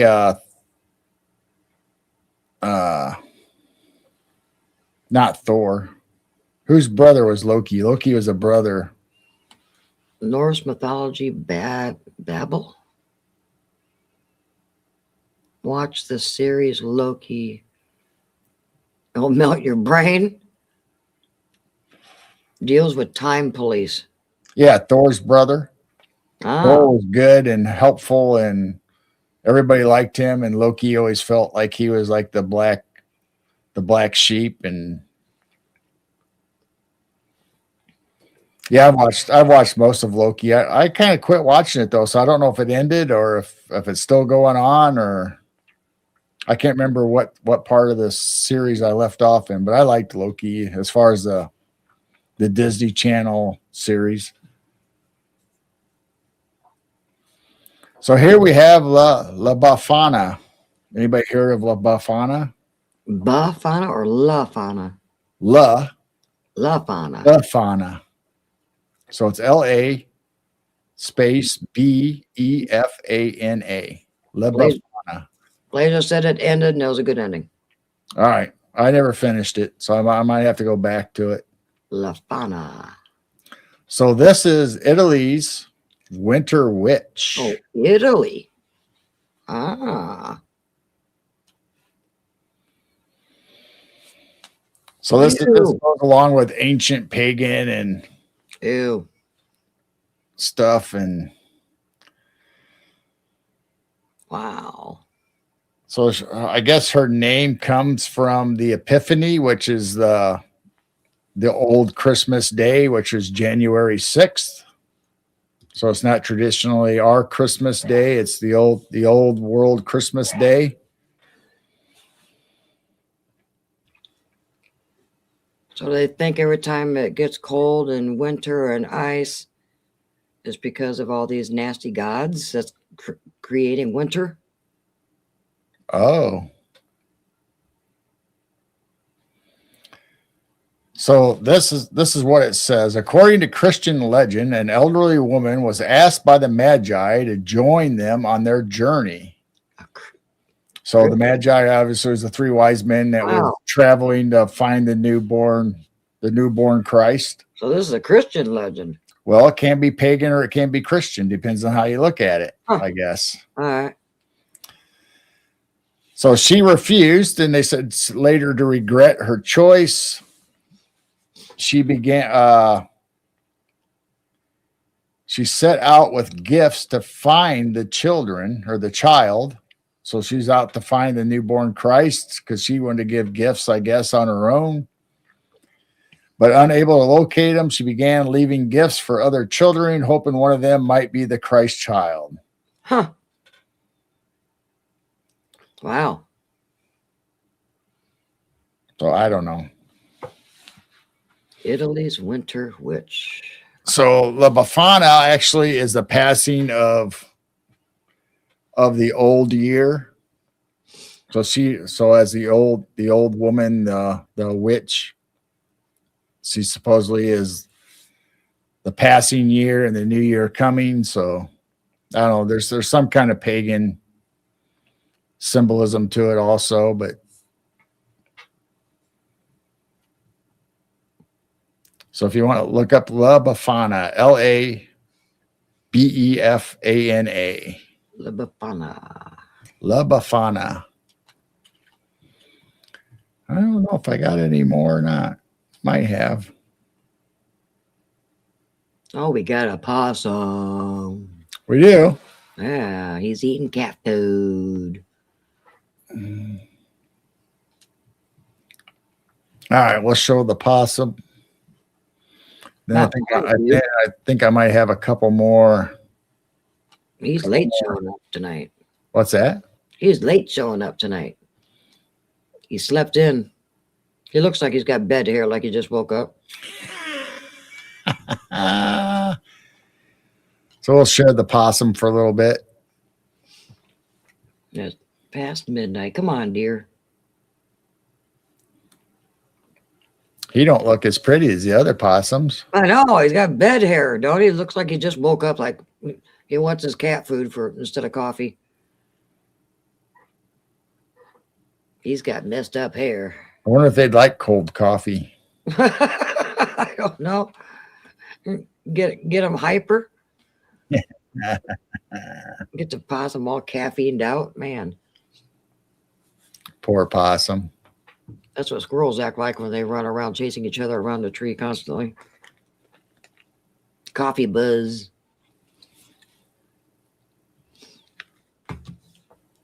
Yeah, his hair is all messed up. He needs a good shaking or something. Harold said they have a possum that eats dinner with the cats outside.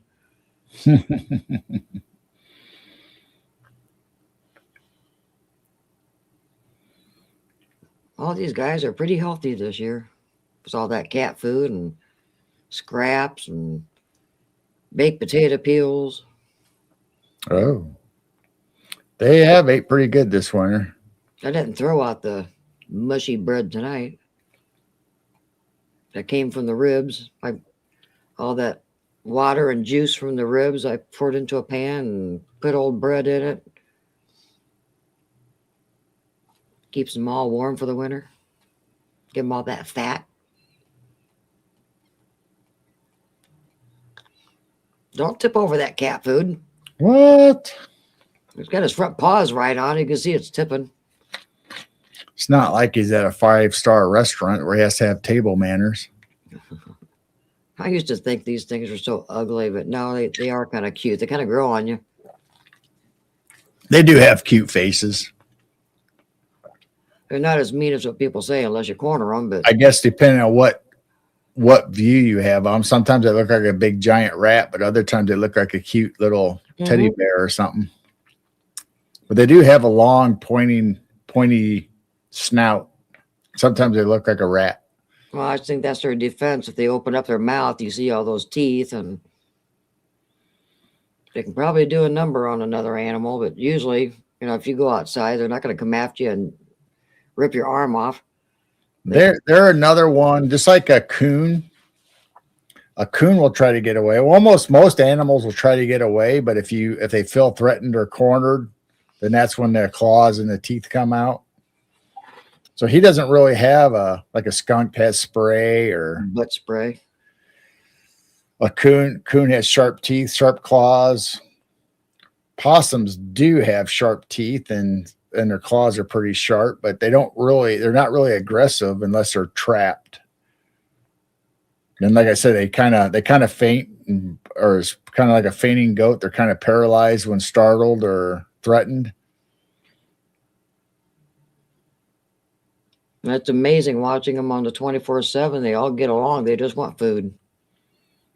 But they'll hiss at you to try to scare you off or as a warning. And if at all possible, they'll run away. But if they can't run away, then they'll just pass out and play dead. Oh, thank you, Blazer. We got cat food and goat treats on the way. Oh, thank you, Blazer. Thank you. We appreciate it. I'm sure the animals will appreciate it. Oh, they will, because when that Meow Mix came last October, they just went, whoa, this isn't generic food. They really enjoyed the Meow Mix. But they get what they get. We just go to the farm store and get generic, like a 40-pound bag, and it usually lasts a month. Oh, where's he going now? Do you find something better? Farm cat food. Well, there's a dead mouse in there. He should be smelling the dead mouse. There is one dead, and then the 5 were alive. He's done. Oh, well, maybe he already ate the mouse, because there is a dead mouse in there, and he usually goes after the mouse jerky. He's looking for something different. I think he's tired of cat food. Thank you, Blazer. I'll check text. Yeah, thanks, Blazer. Because I know that we got one, it seems like one coon, one possum, and one skunk that still shows up. And the fox. The fox come up and eat cat food also. They enjoy it. Yeah, the deer enjoy the deer corn or the shelled corn. We try to get them flavored corn, but if nothing else, they get plain corn. They got both tonight. I kind of gave them plain corn and some of the apple flavored deer corn. We should probably buy them some oats too. I think they'd like oats or.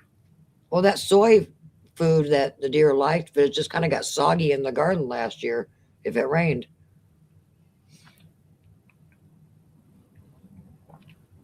And they were munching on the apples the other night.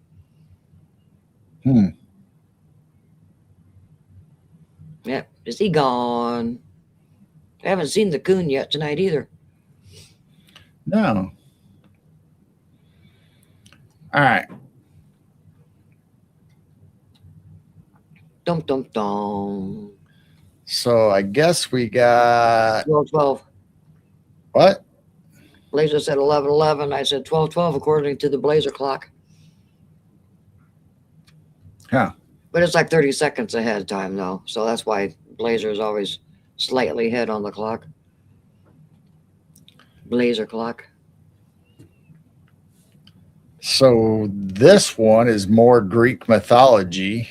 Now, if I say it right, and I'm probably not going to, Alcyone, Alcyone, Alcyone, and Ceyx, Ceyx.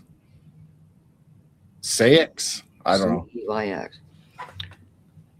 420 in chat. 420 in chat. 420. If you need supplies, go to Dwarf.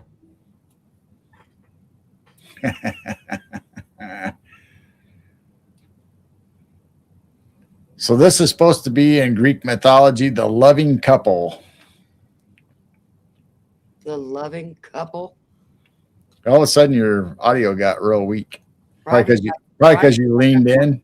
Yeah, because I got close and it's going to have to readjust. Oh, look at the bluebirds. I think they're bluebirds. Oh, they got long beaks. Oh my goodness, that's kind of a neat picture too. And the birds are even hugging each other. Yep. So according to Greek mythology, this says they loved each other deeply, but angered the gods by calling themselves like Zeus and Hera. So like the two main gods, they considered themselves like Zeus and Hera. Hey Corey, welcome in. We're talking Corey. We're talking about winter gods. So when Ceyx died in a shipwreck, Alcyone was heartbreaking. The gods felt pity and turned them into birds called kingfishers. So those are kingfisher birds. So they turned these two into the birds? Oh, yep. Kingfishers. This is why calm winter days are called halcyon days. Halcyon days, symboling peace and love and hope. Huh. Kingfishers. So if you have a calm winter day, this is why, because of these two young lovers that were turned into kingfishers. That's a good idea, Corey. If you look up spring gods, they'll be coming up here pretty soon. We can do spring gods. Yep. There's probably gods for every season, I'm assuming. Probably. So these are two young lovers, and they're based for winter. Once again, it has animals involved and nature and. Yeah, that was a neat picture. This one is based out of Scandinavian. My mom used to talk about this all the time. My mom was 100% Swedish, so grandma and mom used to talk about this Saint Lucy. Have you ever heard of Saint Lucy? Or Lucia? Saint Lucia?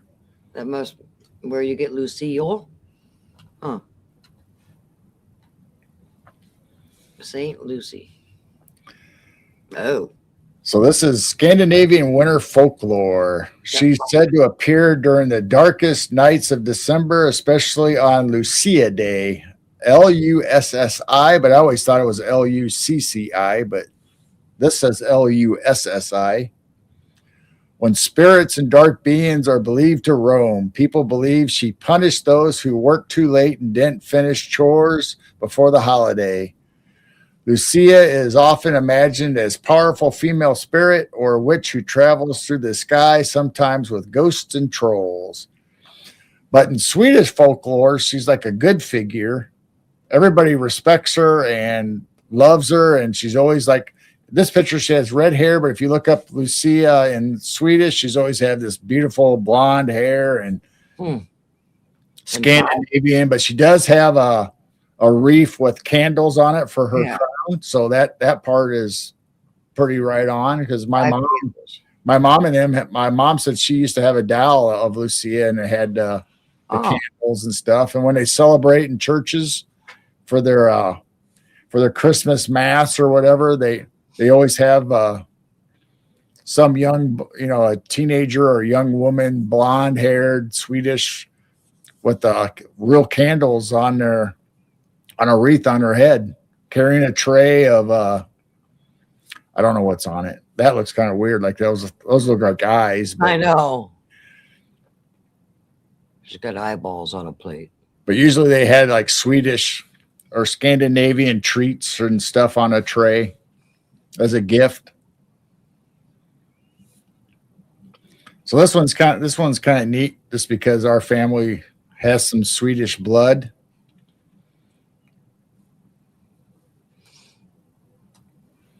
So that's actually St. Lucia.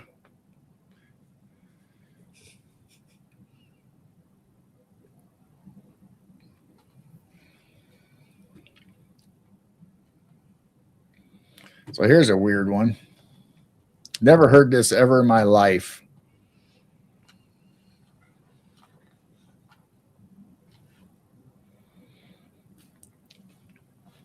This says, according to one medieval legend, Pope Sylvester II was said to have imprisoned the biblical monster, the Leviathan. What? In the dungeons of the Vatican. I was just watching a podcast last night and they were talking about the Leviathan.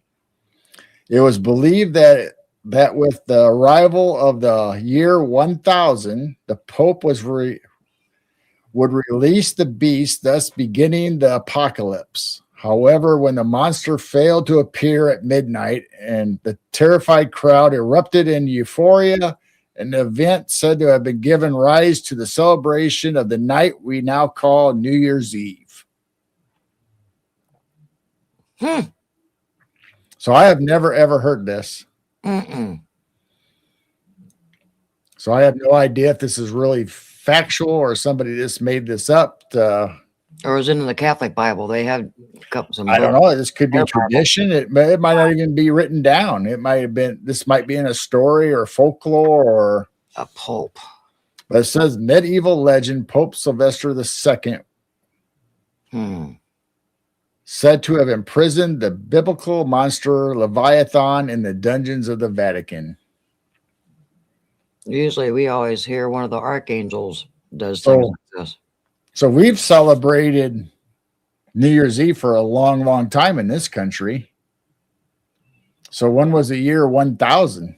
That was supposed to be the beginning of the apocalypse. So we always have this discussion, me and you and other people, about, okay, what year are we really in? What year in the Bible actually corresponds with how we perceive years? We had this talk about Jesus's birth, when he was actually born compared to when we actually celebrate his birthday. How many years did they add to our calendar? There's so many conspiracies out there. Wow. So evidently, and a pope, it was believed that with the arrival of the year 1000, the Pope would release the beast, thus beginning the apocalypse. So since he never arrived, or the Leviathan never showed up, everybody was happy and joyous, and then it was given the celebration the night we call New Year's Eve. So when did the year 1000 actually happen, or has it never happened?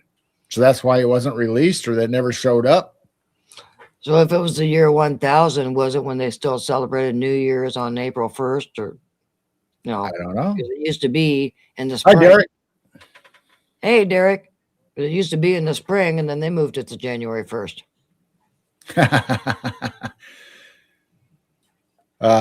D-Worm says, why was it Y2K? What was that? What was that year called when the computers were going to stop? The millennium. Y2K.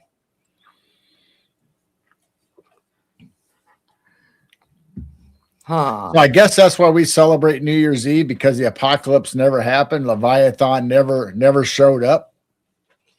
I've never. So either it never showed up because it wasn't released, or we had year 1000 and Leviathan never came. So according to this, it sounds like we celebrate New Year's Eve because the year 1000 hasn't happened yet. There you go. Harold just said the Pope served from 999 AD until 1003. All right. So how's come Leviathan never showed up? He's still time traveling. Yeah, Lantern Keeping said, yeah, the Pope did open the doors last year. Was he supposed to release the dragon, the Leviathan, the sea monster? Robin makes a good point. And are we using a 13-month calendar? I don't know. Plus, it used to be 360 days on the calendar. So we don't know exactly what. Gerald Gandalf. And this could be July. Who knows? Let my beard grow a little bit longer and give me a pointy hat and I could be a pope, I guess. I got 2 walking sticks in here. Oh.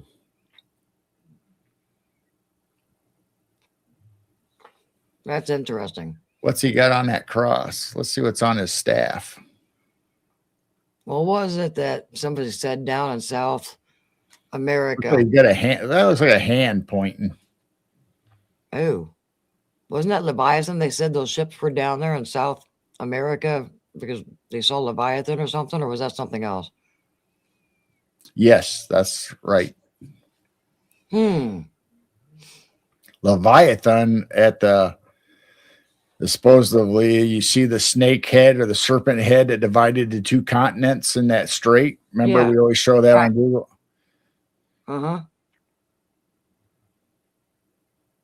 Maybe they returned because it wasn't the apocalypse time. We celebrate New Year's Eve because of the apocalypse never happening, and the Pope was supposed to release Leviathan from the dungeons in the Vatican, the dungeons of the Vatican, in the year 1000. Wow. All right, so Corey said he read the dragon will be released when the pole shift happens. Harold said the era's Pope is said to be the last Pope, because that's what I heard, that this last one they thought was last one, but the one now from Chicago is the last one. And they said after that is judgment. That's according to the Pope's legend, lore, whatever you want to call it. So is that supposed to be year 1000 or were they talking about 1000 because of that's when that Pope served? So is every single time we have a Pope is the last Pope? So if he served from 99 AD till 1003 AD, he would have celebrated the year 1000, but evidently he didn't release, or the Leviathan didn't show up to start the apocalypse. Or is it a different 1000? Right. Have we not really reached the 1000 mark? Because there's always that question: did they add 1,000 years? Did they not add 1,000 years? 700 years? 500 years? How many years did they add or change the calendar? And is that the only time they've added or changed the calendar? The most common teaching is they added 700, but we have heard other ones. But the most common one is they added 700 to the calendar and try to mess everybody up. And how many calendars is out there? Tons of them. Because we know the between the one BC and 1 AD, that's wrong. That's not on the right date. Because 1 AD, 1 BC, between the birth of Christ and after. But according to biblical text, and if you go down that rabbit hole, Christ would have been born in September, not January or Christmas Day. He was conceived around Christmas. Yes. He was conceived around Christmas, Hanukkah. Yes, but not born. Right. And he would have been born in September. And it wouldn't have been 1 AD or 1 BC. It would have been 5 BC. As far as I can calculate it, 6 or 5 BC. Is when Jesus was born. And so whoever said 1 BC and 1 AD starts, they were off. Yep, 9/11 is the date that I've heard many, many, many times. Conceived around Hanukkah, born 9/11. But the Jews do that. The Jews don't really count from birth, they count from conception. Right. And that would have been 6 months after John the Baptist was conceived.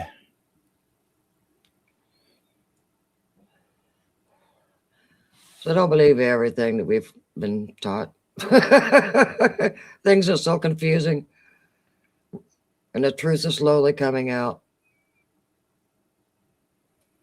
Yeah, I don't know, Corey. The rotation might have been different, slower. I don't know because we just talked about not too long ago where the scientists said that the core is spinning faster, so it affects the rotation. So I mean, maybe it was slower then, faster now. I don't know. If NASA said that, don't believe them. But I know it doesn't take 365 days for the Earth to rotate.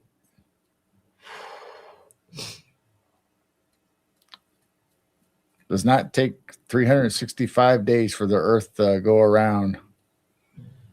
Or you can go down another rabbit hole. Is the Earth not moving and the stars are moving because the constellations do spin around at night and throughout the year, and they don't ever change. I think the Earth is in the. I think the Earth is in the center, and it's like a big old toilet drain where it goes down to the middle of where Earth is. Because think about it, all these years, these constellations have not changed. They just keep spinning around in a circle, and the North Star stays right there. And I've been watching the North Star because everyone's saying there's going to be a pole shift. It already shifted such and such percent. Well, I go out there and look up above the bar, and the North Star's still there. So go by the stars. Don't listen to NASA. So is it maybe not a physical pole shift? Maybe the axis doesn't change, but maybe the magnetic pole changes. Mm-hmm. We know the magnetic pole has moved. Right. So maybe that's what they're talking about, not necessarily hey, Hillbilly Herb. Hey, Hillbilly. Yeah, we did hear about the Pope dying earlier. I heard that rabbit hole. Yep. So the Queen. She was dead for months, wasn't she? She was dead for quite a while. A lot of people are dead for quite a while before we hear about it. Because they want the funeral on certain dates. Got to go along with their agenda. Klondike, welcome in. Hey, Klondike. Klondike Cornelius. Bumbles bounce. Right, yeah, I've looked at, what are comets, what are meteors, what are the stars? Well, the Bible says the stars were actually angels placed in the sky. So Blazer just said NASA stands for the National Aquatic Swimming Agency. But if you read the Bible, that was cute. If you read the Bible, it says that the firmament is to divide the waters From the below and above. Now, welcome in, Klondike. I'm glad you found our show. So if the waters above our firmament would be where NASA and the astronauts go, so they would be swimming in water. That's funny. That's a good one, Blazer. Pineapple gas. Uh-oh. Pineapple gas. Is that a new one? Yeah. There goes the chat again.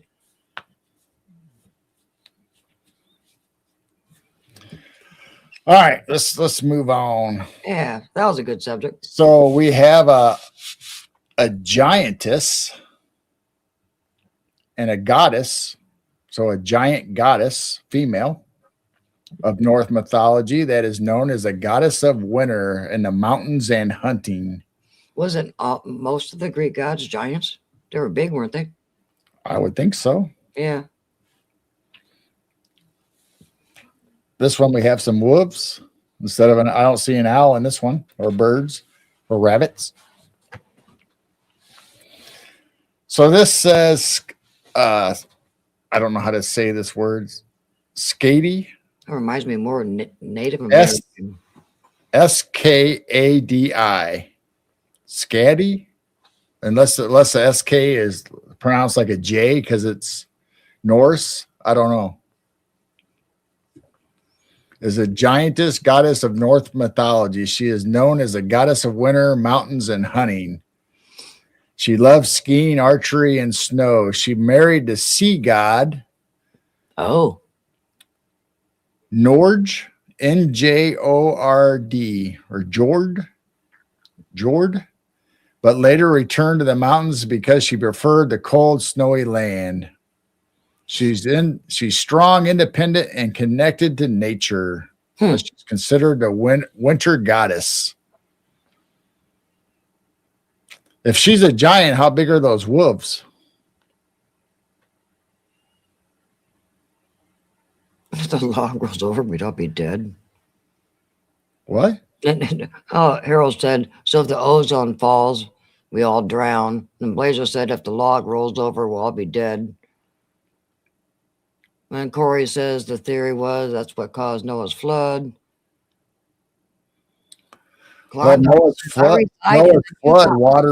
waters came from inside the earth, and it rained, or the firmament no longer existed. Klondike says, I reside in the Yukon in Canada, and I can't, or I admit I have not seen this lady. That's a good one. That's funny. Have you seen a bumble? A bumble's bounced. It just said silver and gold.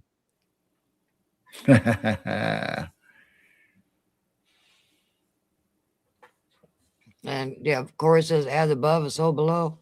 Yep. So the Bible definitely says we split the waters with the firmament. So we got waters below, we got waters above. Oh, Klondike says we've seen a few UFOs. Oh. I think they're showing up more in the skies. The wheels increasing each year. In the skies. So now we have a Russian folklore. Ooh.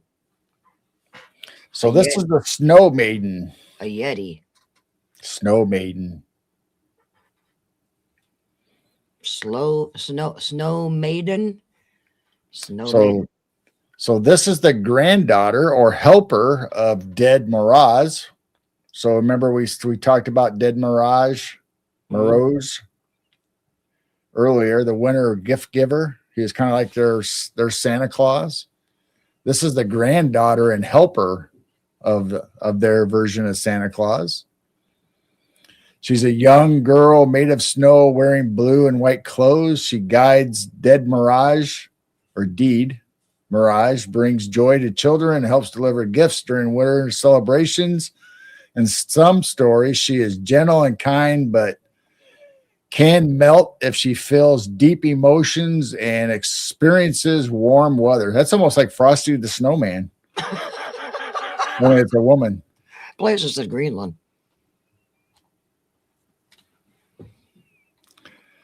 Oh. Oh, wow.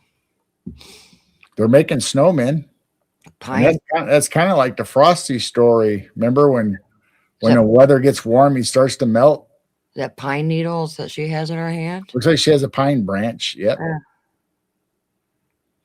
So this says it's Russian folklore. I don't know if it's known anywhere else. Interesting.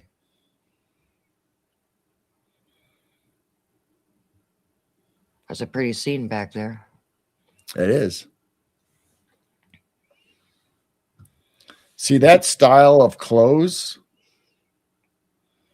That almost reminds me of Scandinavian or Norwegian style. I mean, I would see that kind of picture on the plates and ceramics that they would paint. Mm-hmm. But this says it's Russian. So I don't know. It's definitely pretty, though. Yeah. Nice snow scene, moons and stars and snowmen. That being blue. Did it say something about that her outfit was blue. I can just imagine that being blue for some reason. Well, it says she's made of snow wearing blue and white clothes. Oh, okay. So it is blue and white clothes because I didn't hear you say that. Okay. What's the symbols on her dress? Are those flowers? Oh. Maybe flowers. I don't know. Hmm. Ferns. She's got like leaves and snowflakes, so maybe fall. But she's the snow maiden. Now Klondike has a question or a thought. What Oh. is your thoughts on rockets flying up, then sideways, landing on a remote secured island? They appear to go up, then curve along the sky. Well, they said we've never pierced the firmament, so I'm assuming it's reaching some kind of barrier where it can't physically go straight all the way up. It has to curve. I don't know. And if it's landing on secured islands, that sounds like Elon Musk. Sounds like a fake, like they're faking they're going to outer space. And I've seen some weird lights in the sky. They go up till they get out of sight, or whatever. They cut the cameras or they go out of sight, and then they don't go to outer space. They go to a secure island so they can fake that they're out in outer space. So then the computers and CGI and all that good stuff takes over, like they're in space. Now, Blazer said Russian nesting dolls. That does remind me of kind of like a Russian nesting doll.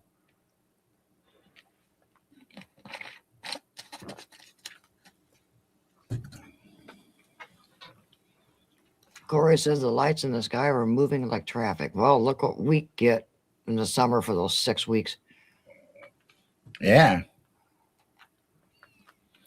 So here's another one that is significant to my childhood growing up in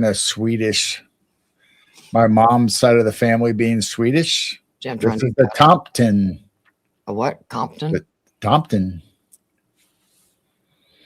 Yeah, Klondike, I've heard that too, that satellites are fake and we're connected through cables. Fishbowl.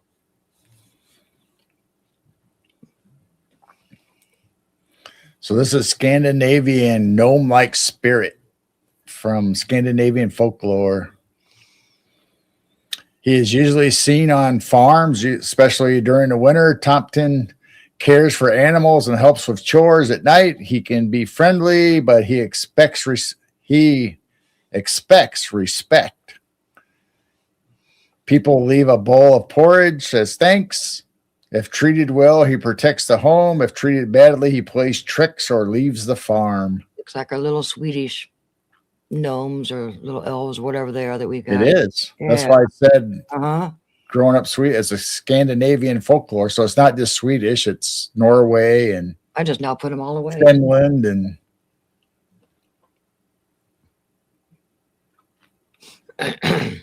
so he's a little gnome that's associated with winter or Christmas.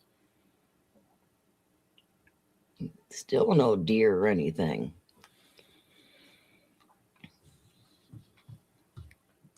I know, we're not even going to get a show deer tonight, the way it's going.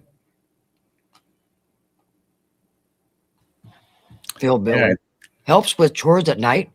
Come on over. I'll try to leave some porridge.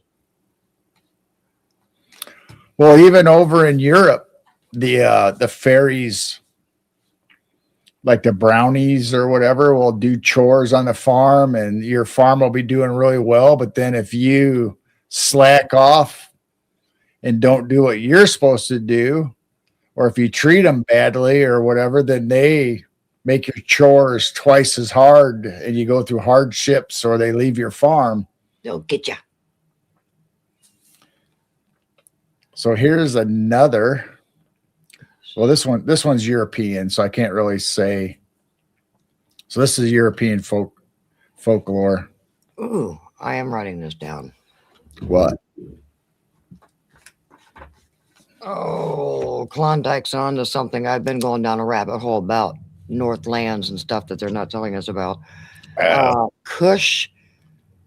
Is that an O or an Taka. That is an A, so it's both A's. Kushtaka. So this is the Yule boar. Thank you. That might add to my rabbit hole.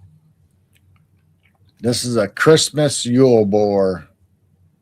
It's a large wild boar, appears during winters to remind people of old holiday customs. Sometimes it's seen as a symbol of protection and good fortune, while other stories say it can be dangerous to those who are not careful. So there's the candles on the wreath on the head, and he's got tusks, and there's a bag full of toys and goodies and rabbits and birdies and Oh, Otterman. So that's where Otterman's from, is Kushtaka. Maybe we've heard that from Jessica. yes, She did a show on Otterman. yeah, Otter Man, yeah.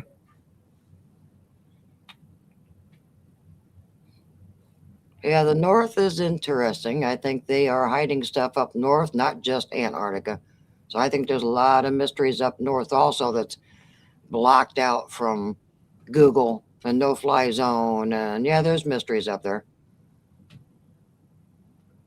There are howlers also. And there's all kinds of strange creatures up in the snow. And I don't blame them. Get away from people.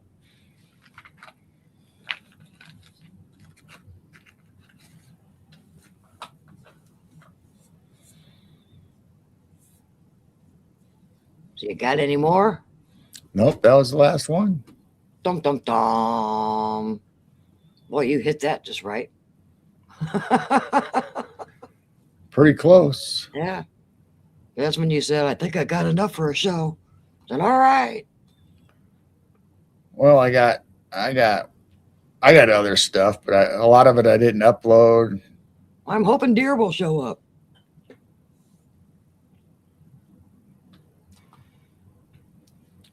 But we do have. We just did the. What was it? The Wolf Moon. Was that the last one? Maybe the Wolf Moon was the last one. I don't know. Yeah, January 3rd. We just did the Wolf Moon. So the Wolf Moon is January 3rd, and it's named by Native Americans because the wolves at that time of year would be out howling, like howling at the moon, they say. And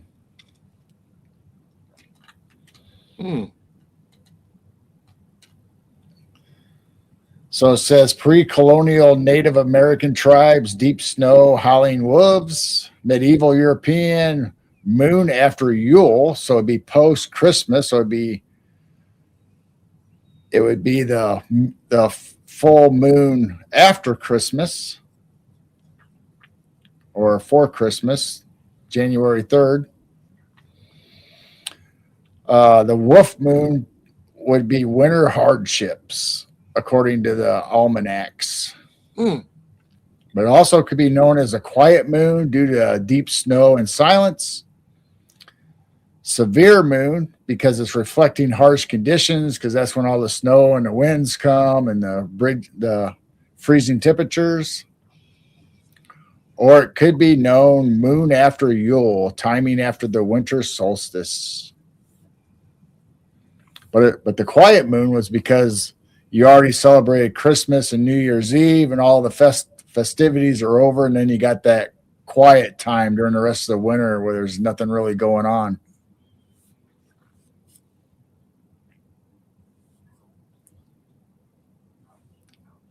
Hi, Rose. Rose is back over at Rumble. I wonder what happened to her. She said her computer just shut down without any warning. Uh-oh. Poor Rose. But now she's back up.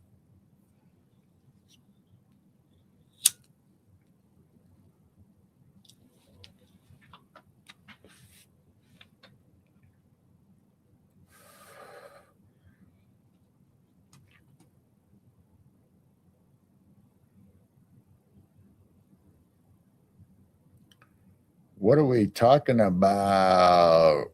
Smokes? I must have missed something. What are we buying?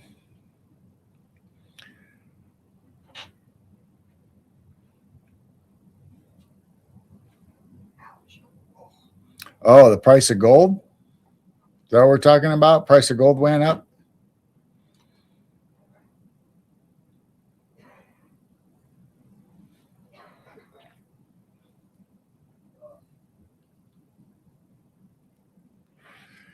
Silver and gold. So there we go. That's the wolf moon, the super wolf moon.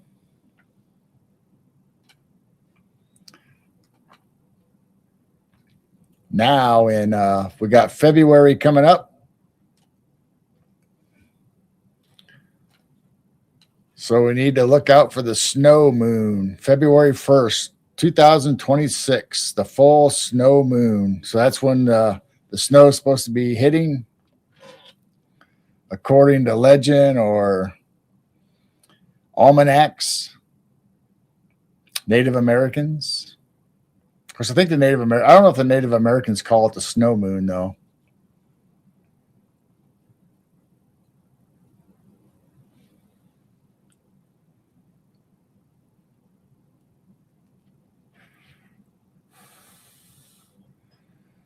So Rose says the Sphinx gaze is lining up with Regulus, the red star heart of the lion. Right when some celebrate Passover on the lunar calendar. That's a pretty picture. And someone came in. What was it? Kurt came in. Welcome in, Kurt. Welcome in. Oh, Kurt W. Yeah, welcome in. Hi, Kurt. That's a pretty picture. It is a pretty picture. I like it when they got good graphics. Uh-huh. Now I was thinking I had a picture of all the super moons. Ooh. Yeah, I think you did. I think you showed a couple weeks ago, didn't you? I know. You showed all the different moons. I'm trying to keep stuff more organized now, but Oh, you're getting there. the stuff I'm planning on showing, I usually have in a folder, but then other stuff is just like, they end up in folders and I never move them to another folder. They just stay there and live there.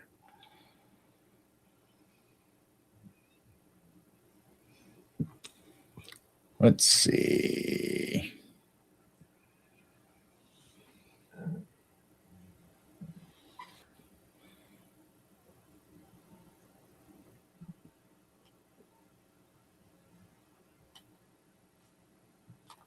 Here we go. I think I found it. So we have coming up, like I said, the snow. We just did the wolf moon. We have the snow moon coming. Never heard of the worm moon. Yeah, I think last year was the first time we heard. That's when the earthworms are supposed to come out, right? Yeah. Then we got the pink moon. Pink moon. The flower moon. Strawberry moon. Buck moon. Sturgeon moon. Good night, Klondike. Night, Klondike. I'm glad you showed up.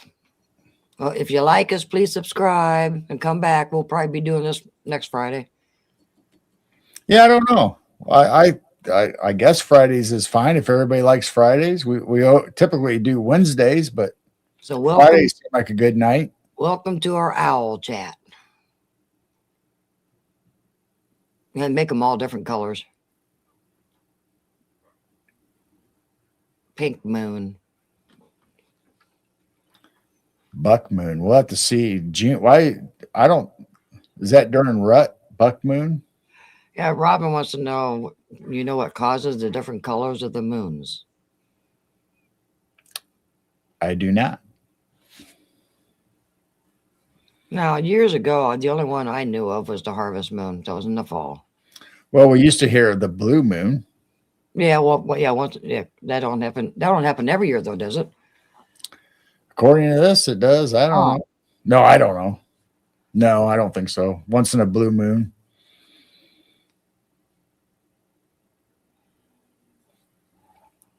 Well, how did you get your earthworms off? Did you just get a garden hose and soak an area?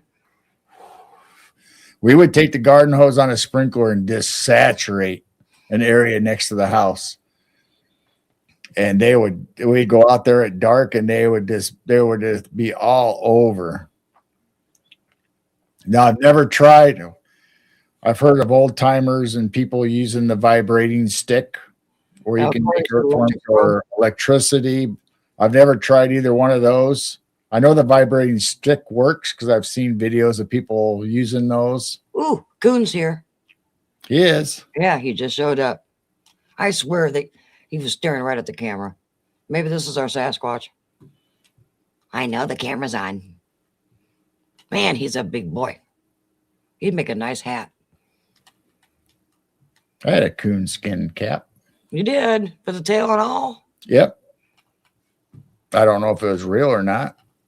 My dad brought it back from Kentucky. Yeah, Kurt, the moon looks weird during the day. Yeah. It does. I don't even know if it's the same moon. Blazer said the different colors of the moons are caused by the Earth's atmosphere scattering sunlight with more atmosphere. And D Worm put up, I think, a picture of a worm. We were talking about worms. Man, he's a big boy. His hair's all messed up too. Did he just wake up? I don't know. Blazer, that's no moon. Hey, he's No. mooning us. Yeah, he's like, F off. Rose says blue moons are the third full moon in the same month. So if you have 3 full moons in a month, that's the blue moon. Oh, that is 2 months in a month, or two moons in a month turns into a full blue moon. I didn't think it happened every year. I thought, they said once in a blue Well, moon. if you have 5 weeks, some months, whatever calendar will have 5 months. So maybe you can get 3 full moons in a month, and that's the blue moon. Corey says, do you guys remember seeing the 2 moons in the sky a few years ago? Well, I think they were seeing it a few months ago too. I thought people were reporting two moons. Yeah, we were supposed to have 2 moons. Now they're talking about 2 suns. We're supposed to have 2 suns in the sky. The second one is really another star planet exploding, I guess. And it's supposed to be visible to us, and it's going to be in the sky for quite a while. Things are not normal. So we're supposed to be able to have a visible second sun. Wow. An atlas was supposed to take everybody away, and it didn't happen. I swear he keeps looking at the camera. Like, don't look at me. I'm stealing cat food. I like how they eat. They don't even look down. Their hands just kind of feel and grab cat food and just keep eating and eating. Some people have them as pets, and they're good little pets. Just don't get them mad. They'll rip your head off. Yeah, they're not. I mean, they can be dangerous, but if you're ready for them, Just got the right clothes and gloves, you can pick them up, grab them by the neck. Just give him hot dogs. He'll be friends with you. I mean, that's how I got rid of the baby. They were babies though, and they were spunky. They tried to reach up and grab you and tear you apart, but you grab them by the back of the neck like you would a kitten. And they just kind of not really limp out, but they can't get you that way. But adult coons are a little different. He is fluffy. You got a bald spot. Either that or he laid on it wrong. I think he's got a bald spot. I think that's bald. Yeah, 3i Atlas is supposed to be heading to Jupiter. Yeah, that didn't turn out to be anything, did it? I didn't think it would. I don't trust a professor from a university or NASA. It was just fear-mongering thing.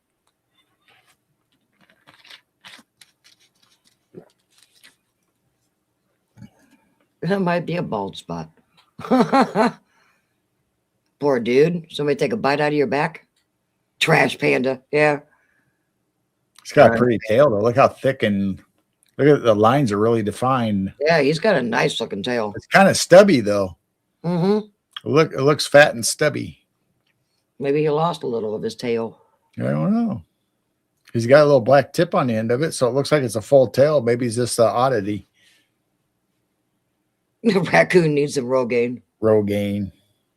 And the raccoon's gonna freak out when he gets good cat food. He keeps looking at us like, quit talking about me. I know you're watching me. Quit. That's the Sasquatch. He knows we're watching him and talking about him. It's Sasquatch. He shapeshifted into a coon. He might have tried to squeeze in somewhere and got cut by some metal, or maybe he got in a fight and lost some fur, or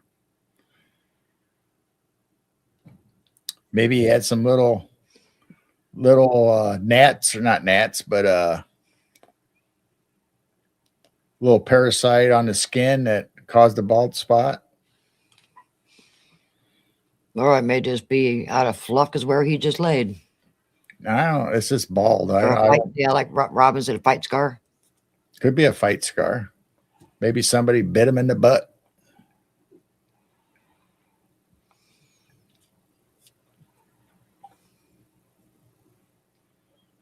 Because he's been showing up all winter long.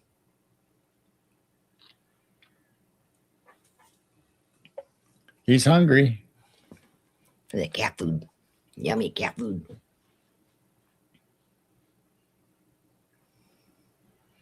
They're fun to watch.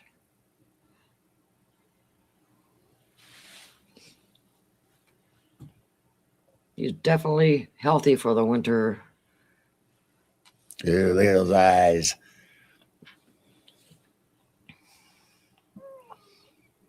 Oh, yeah, that's it. Sit on your butt there. Oh, my gosh, I love that. I just sit down. Just enjoy yourself. You could have reached in the bowl. The whole bowl's filled with cat food, dude. You're just getting the stuff off the ground. Oh, whoa. What's he seeing? Nope, nothing. Never mind. Intruder alert. They're so funny to watch. Like, what was that? Squirrel. I guess they have squirrel moments too. Yeah, don't you come over here. This is mine. All mine. Mine. Mine. Mine. My cat food. Keep looking around while his paws are still searching for stuff. Like I said to you the other night, I think this is the best thing about these cameras, that we're actually watching them just in real life on how they act and stuff. And just watching their behavior is just so neat. Yeah, Harold, I hope it's not a BB wound. I hope somebody didn't shoot him in the butt. Right. What was that? Never mind. Nothing. Back to the cat food. I like how when he looks around, he still has his paws hitting the ground, like trying to find something while he's looking. Then he'll probably hit to the front porch and wash his hands. Why do they got to pick it up? Why can't they just? Oh, Is their nose and snout too long where it can't reach their mouth when it tries to eat? If it tries to eat off the ground. yeah, you should, hillbilly. I mean, it's so much fun. I mean, I sit over here with with an old TV actually, but I got 8 cameras going, and that's what I do until I go to bed like 3 in the morning. Just watch all the wildlife in the middle of the night. It is so much fun. Then the birds during the day, if you got a camera right next to a bird feeder, it's really fun watching them. And then the squirrels get up there, so you got a close-up shot of a squirrel.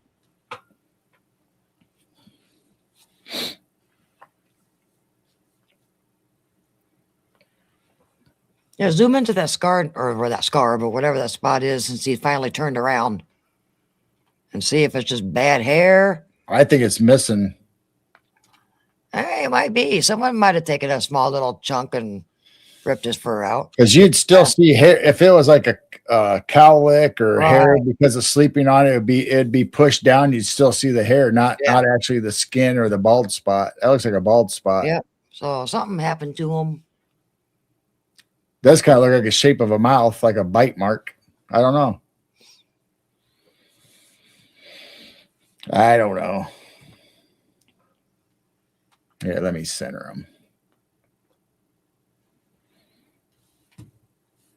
That could be a coyote attack. We haven't had too many coyotes, but yeah, Looks that like could you be. might have one on the other side too. Oh, Looks like maybe that's where two paws. Maybe that's where two paws grabbed him on the butt. Looks like he has one on the other side also. poor little guy. He might have. He might have got grabbed with some claws on both sides, or somebody bit him on both sides. I don't know. Maybe they bit him on one side and he rolled over, and they bit him on the other. I don't know. I'm glad he's still alive. I don't blame him for being cautious. Yeah, Corey likes deer drinking from drinking water from a stream. He's been fighting with Groot. Groot. Rocket. I am Groot. That's Rocket. Raccoons pull hair when they fight. Yeah, it could be. But he's the only one that I've been seeing this winter. Usually spring and summer is when you have strangers and they're like Antifa coons. Antifa. They just come and they just destroy bird feeders and just go nuts and crazy. And these guys don't do that. They just come here and just eat cat food, sunflower seeds. They don't attack my bird feeders. The other ones, yeah, they're Antifa. That's a possibility. Rose says maybe an owl swooped down and got him on the butt. Maybe. Quit looking at the camera. Like I said, maybe he tried to back out or squeeze into a tight space and got, like where our shop is, it's got sharp metal. Maybe he tried to squeeze in a hole and got a couple little wounds from being a big butt. Now he's working on the bowl. Just sit there and just reach down to, yeah, mouthfuls, yum, yum, yum, yum. Need some milk. See, he don't care if it's generic barn cat food. Yeah, Rose says they have Antifa deers and interlopers that just come through without any respect. Mm-hmm. They don't care. And Robin said maybe hit by a car. I remember Uncle Virgil telling us, my uncle used to live, he's passed away, but he lived, I don't know what, 2-3 blocks away from us. He used to get mad when that buck and the other guy over there in their neighborhood get mad because the buck would take its antlers and scratch up their posts on their deck. They would get so mad.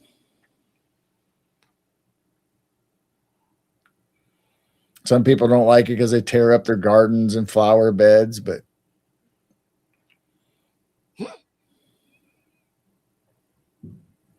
man, he's going to get a full belly.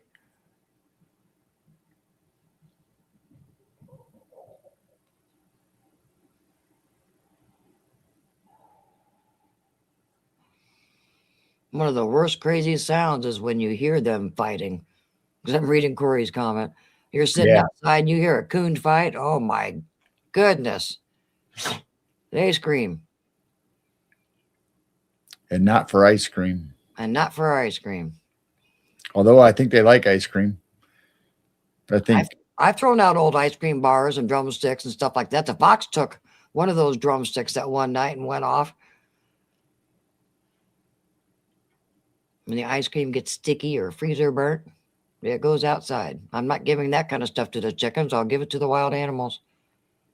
They'll eat it. Oh, yeah, fox sounds are, yeah, we've heard them. Coming up our second driveway in the middle of the night right by our bedroom window, just, ow, screaming. Yep. And they bark. They have all different kinds of sounds, foxes. And I've seen 2 foxes running together, so I'm pretty sure we've got a couple. We'll probably end up having little baby foxes. Kind of like last year, we kind of knew when the little one, I mean, they weren't really little, but they were smaller than a normal fox. So right. I assumed that they were the babies from last year. Baby bear cubs sound like children murdering each other. They do. I mean, even our cats, when they just kind of swat at each other, one of them usually sounds like the other one's killing each other and they barely even touched it. Or a black cat named Jade. She was like that. They just touch her with a paw and she'd scream like she was getting mutilated.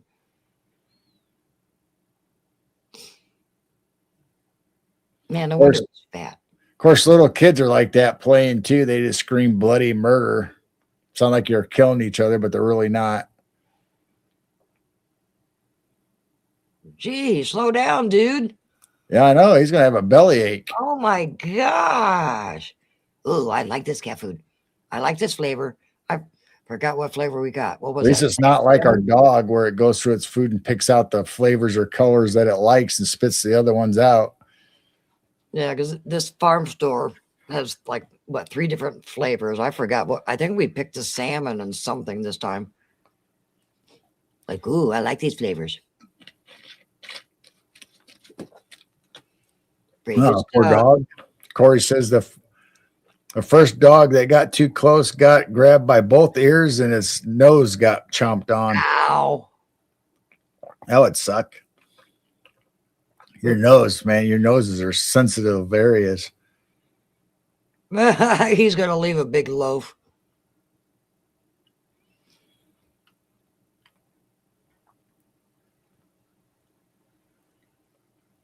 My goodness, slow down. Wow. Oh, Doritos. Yeah, I hear raccoons like Doritos. Oh, well, we throw out like the Funyuns and certain things like that. Now, potato chips we give to the goats. Oh man, they hear that bag of potato chips, they know. We had one coon that would come up and rattle our front door. We had a screened storm door that had wrought iron on the front of it, and he'd grab it like bars and shake it, let us know that he's there. So we'd feed him through the door, and he'd just sit on his butt right outside the door. Then when he got done with the hot dog or whatever we gave him, he'd rattle the door again, like, "Okay, I want more." My heroes called him George Clooney. Then that one guy that fed the coons hot dogs on his back porch, sitting in the swing, they never attacked him. He just kept feeding them hot dogs, and they were as friendly as could be. They kind of growled and hissed once in a while when they thought somebody stole their hot dog, but he always made sure they all got hot dogs. Hillbilly Herb says, I'd have some Funyuns about now. Funyuns are good, but once they're kind of stale, yeah, they're icky. I mean, the last couple of bags that we've ever bought, it seemed like they were almost stale as soon as we got them. I mean, they're hard. They used to be so soft and fluffy years ago. Yeah. Now they're hard. That's why I don't like getting them no more, because you never know if you're going to get a good batch or a bad batch. I know they changed our Funyuns. Yeah, oh yeah, once they go chewy. Funyuns are not fun when they're chewy. Yeah, they're not Funyuns no more. Yeah, they're not Funyuns anymore. They're Chewyuns. I don't think he's going to stop. He's sitting on his butt, so he's going to be here for a while. He's like that comedian that talks about the Chinese restaurant. You've been here for 4 hours. You go home now.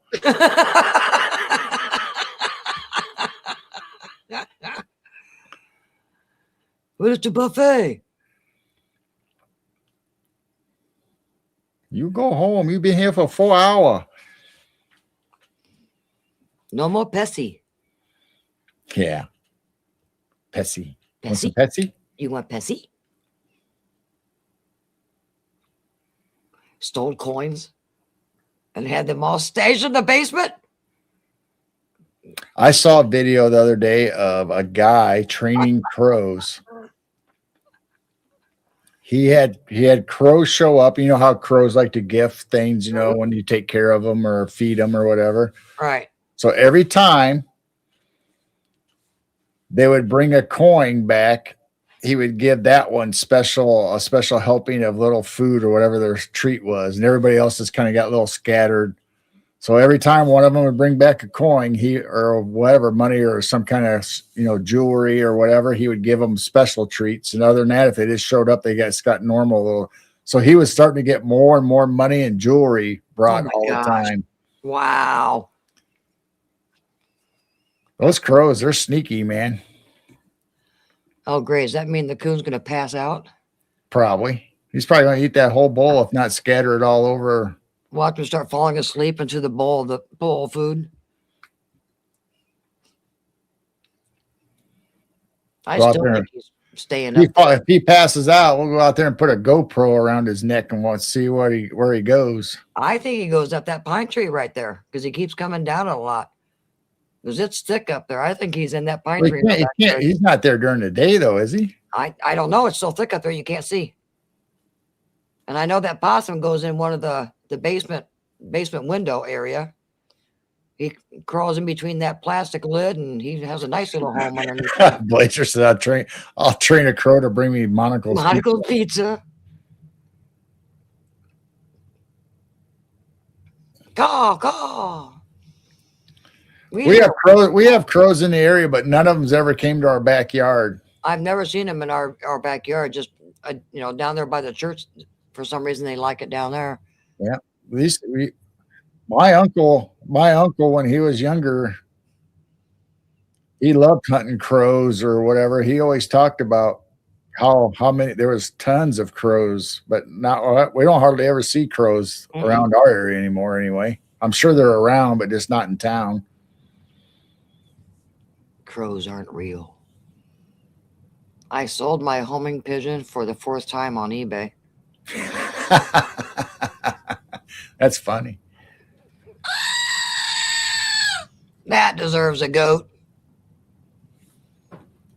And he's just sitting on his butt, just scooping it up.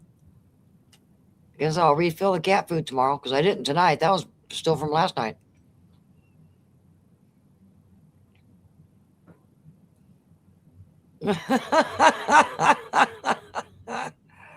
I love it when they sit like that.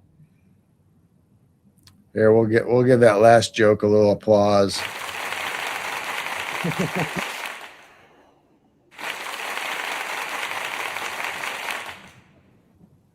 Oh, he's moving around. Smell a mouse? Unless that possum got that dead mouse earlier already. I think he's full. He's tired. I think he's tired. Oh, I think he's tired of cat food, just like the possum. All of a sudden, he just got up and left. Oh, he's waddling. Oh, he's waddling. He probably does got to go take. It's probably going to be a big poop in our second driveway. And that is our next camera, guys. We're going to try to get another camera on the other side of the barn where he's going, so we can zoom it back and forth and check out that whole second driveway area. So we can see the deer coming and going better, and any coons or possums sneaking up and down the driveway. So yeah, that's the next camera area, because the field cam doesn't really fully get over there. So we're going to have to save up. We'll have to buy unless we try a wireless. I don't know how well the wireless would work, but right. Otherwise, we're going to have to save up to buy a long Ethernet cable and a new camera. So far, our color camera, I'm really impressed with. Yeah, would you want a color camera back there, or one that you can zoom in and out and move around? I don't want a color one because you can't move it. So I want the ones that spin and zoom back and forth. So, I do like the color one, but unless they actually have a night color that actually zooms and moves, they might by now. Don't know. Well, I mean, we don't really use a zoom feature on this very much. No, this is zoomed in now. You zoom out, you see the pine tree. Oh, okay. So yeah, I do zoom in on this one. I would say we could put a color one here to watch the critters and move this zoom one to the corner of the shop. Yeah, it would show that whole area. Yeah, I kind of like zooming in, especially when there's one animal. I can zoom way in.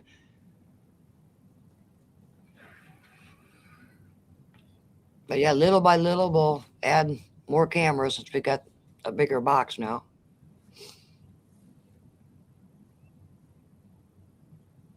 Yeah, he gone. Yeah. Now there's nothing. Well, I guess we'll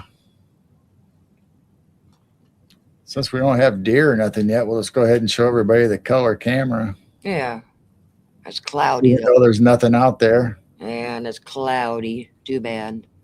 So yeah, this is the night color camera that we just got. I'm really impressed. The deer come up and you can just see their tan and their white chest and their white tail. I'm really impressed with this camera.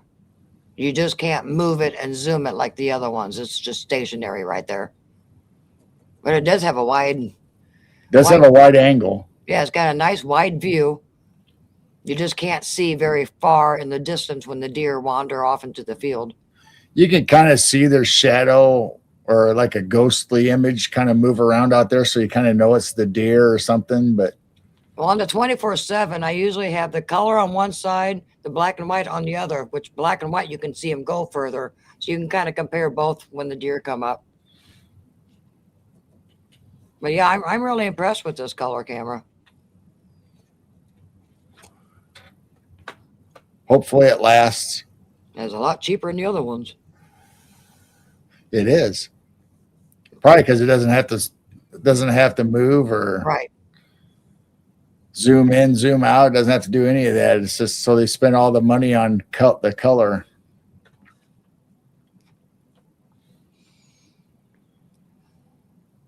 But so far, no deer. I just saw that one, just that one eyeball, and it laid down for a little bit, and then it took off. He's probably thinking, hey, nobody else is showing up.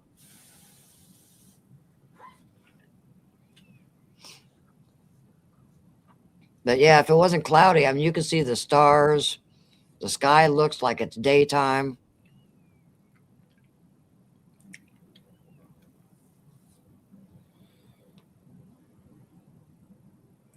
Come on, maybe That's what we'll show. do. The next, like you said, maybe we'll buy another color one and we'll be able to, whenever it's nice and clear out, we'll just point it straight up. Yeah. And it should be nothing but stars and beautiful blue sky. Because it's easy to move back and forth manually. So actually, we'll test this one before we buy another one to see how it actually looks, pointing it up. And I am seeing rods and stuff. I haven't seen a skyfish for a while, but I am starting to see rods. I haven't seen a skyfish in a while.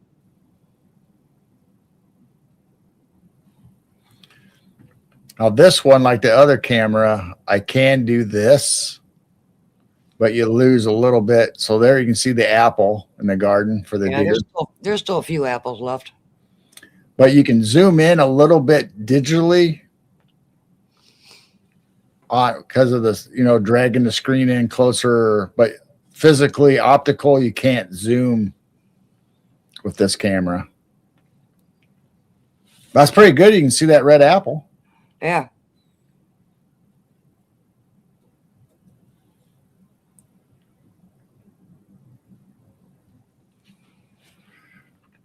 Then, of course, once you zoom in like that, you can kind of move it to the edge of wherever you're.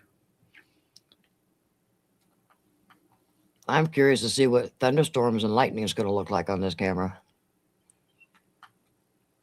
That'll be cool. Different color lightning.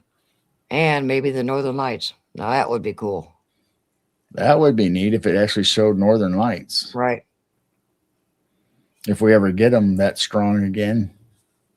Or harp colors. Yeah, harp colors, yeah.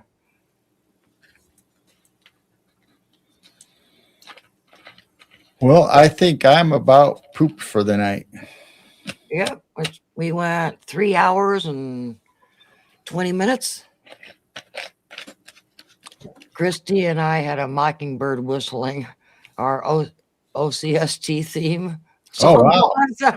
Wow. Cool. That's neat. Should have recorded it. Mockingbirds are fun. Mm-hmm. A catbird is weird. Sounds like a cat meowing. Yeah, that is weird when you hear them. Yeah. Well, guys, I'm glad you enjoyed our first Friday night of our Night Owl Lounge. And yeah, I think Fridays probably would work out better. We'll check out the views and see if we got more views. I did see the numbers go in and out, in and out. People are popping in and out constantly. Yep. So hope you guys enjoyed tonight, and Robin says she'll catch the first hour tomorrow.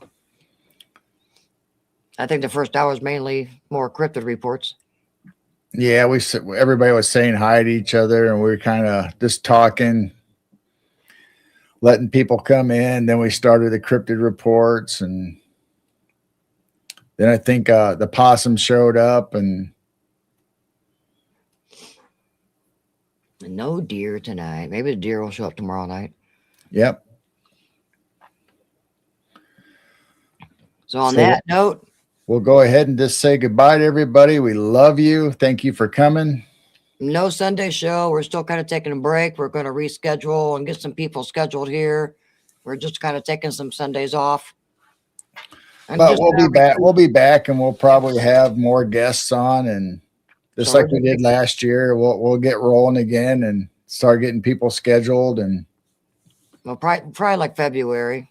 Give us a couple more weeks to just kind of no Sunday, and we'll get guests back going. We'll have a Sunday, and we'll do Friday and Sunday. It's not too bad. Maybe pop on a Wednesday or something. I don't know. Who knows when we'll come. We'll pick a day where we'll definitely do our shows. Probably Friday, like Jane said, for the Night Owl Lounge. But we might pop on during the week if we get bored. Yeah. Want to come on and talk to everybody, or if we find something cool. Live, please, Chase. Live. Well, I never did look to see if any came on. Yeah, my tablets are off, so I'm not going to hear any notifications or anything. That's going to be weird. No police chase on a Friday night. Yeah. Come on. Yeah, that's boring. We didn't miss one. Oh, well. So we will be doing a show because we did this once before, and it was on the map, the Terra Infinita, Infinite, I don't know how you say it. Terra Infinita, I guess. I don't know. But anyway, I got some better, clear images. This is the map that supposedly shows the ice walls and the outer lands around the ice walls. So we might do that on a Night Owl Lounge. We might cover it on a Night Owl Lounge, and I'm thinking that we're going to be definitely doing it on maybe Jessica the Cryptid Huntress show, or Bryce. Maybe we'll do it on both. I don't know. And Harold said he likes the Friday. So this is what the new images, or the sharper images that I've found, looks like. Oh. So here is Nibiru. Oh. Then the lands inside there. See, they have all these lands have ice walls or walls around them. So there's several different ice walls according to some of the old maps. Yeah. So there's Planet X. Everybody talks about Planet X. Talks about Nibiru. So what if it's a land or a world? Wow. That's outside our known world, out past our ice wall. If there's really an ice wall and there's lands outside, this map shows 178 different possibilities or worlds that could be out there. Wow. And then we speculated that, say, what if this was Nibiru and there was people there, and they actually use portals to go from this world to our world, or this world to Mercury or Jupiter or wherever. I've heard that. Instead of interdimensionally, they're using portals to jump back and forth between worlds. They're jumping to their part of the land. Because they're not galaxies away. They're just miles. However millions or hundreds or thousands of miles away. That hasn't been determined yet, but so what if they're just using portals? They're not actually flying or or galactic travel. What if they're just coming from their world to our world on the same plane, So anyway, that's a show we're going to be doing, whether we end up doing it on our show and Jessica's, or like you said, Bryce's. Mm-hmm. Esoteric Atlanta. So anyway, I got a bunch of new images from that map that are more crisp and more clean. Cool. So on that note, folks, goat's ready to go to bed. All right. So I think we'll be doing Fridays from now on, or at least we'll keep trying it out to see how it goes, and North Pole portal. look forward to our Sunday shows that'll be coming up after we start here lining up guests again. And Oh, Blazer says, what if we're on every land and you just change your container? oh, yeah. What if it's like a pet shop and people just take you home? And I like Robin's North Pole portal. There's something interesting up there they're hiding from us. They know. They blotted it out on Google. No fly zone. Come on. They just want us to look south in the Atlantic. all right, everybody, we love you. Thank you for coming. If we pop in Sunday, it'll just be a spur of the moment doing it. We don't know if it's nice out. Maybe we'll go out walking and try to see if we can find some more stuff. Other than that, most likely we'll see you next Friday, unless we end up being on Jessica or Bryce's channel as special guests. So there's always that possibility. Look for us there. Other than that, we'll see you here next week on Friday. Much love. Love you guys. Be kind to others. Keep looking up. Keep your vibrations high. All right. Love you. See you next time.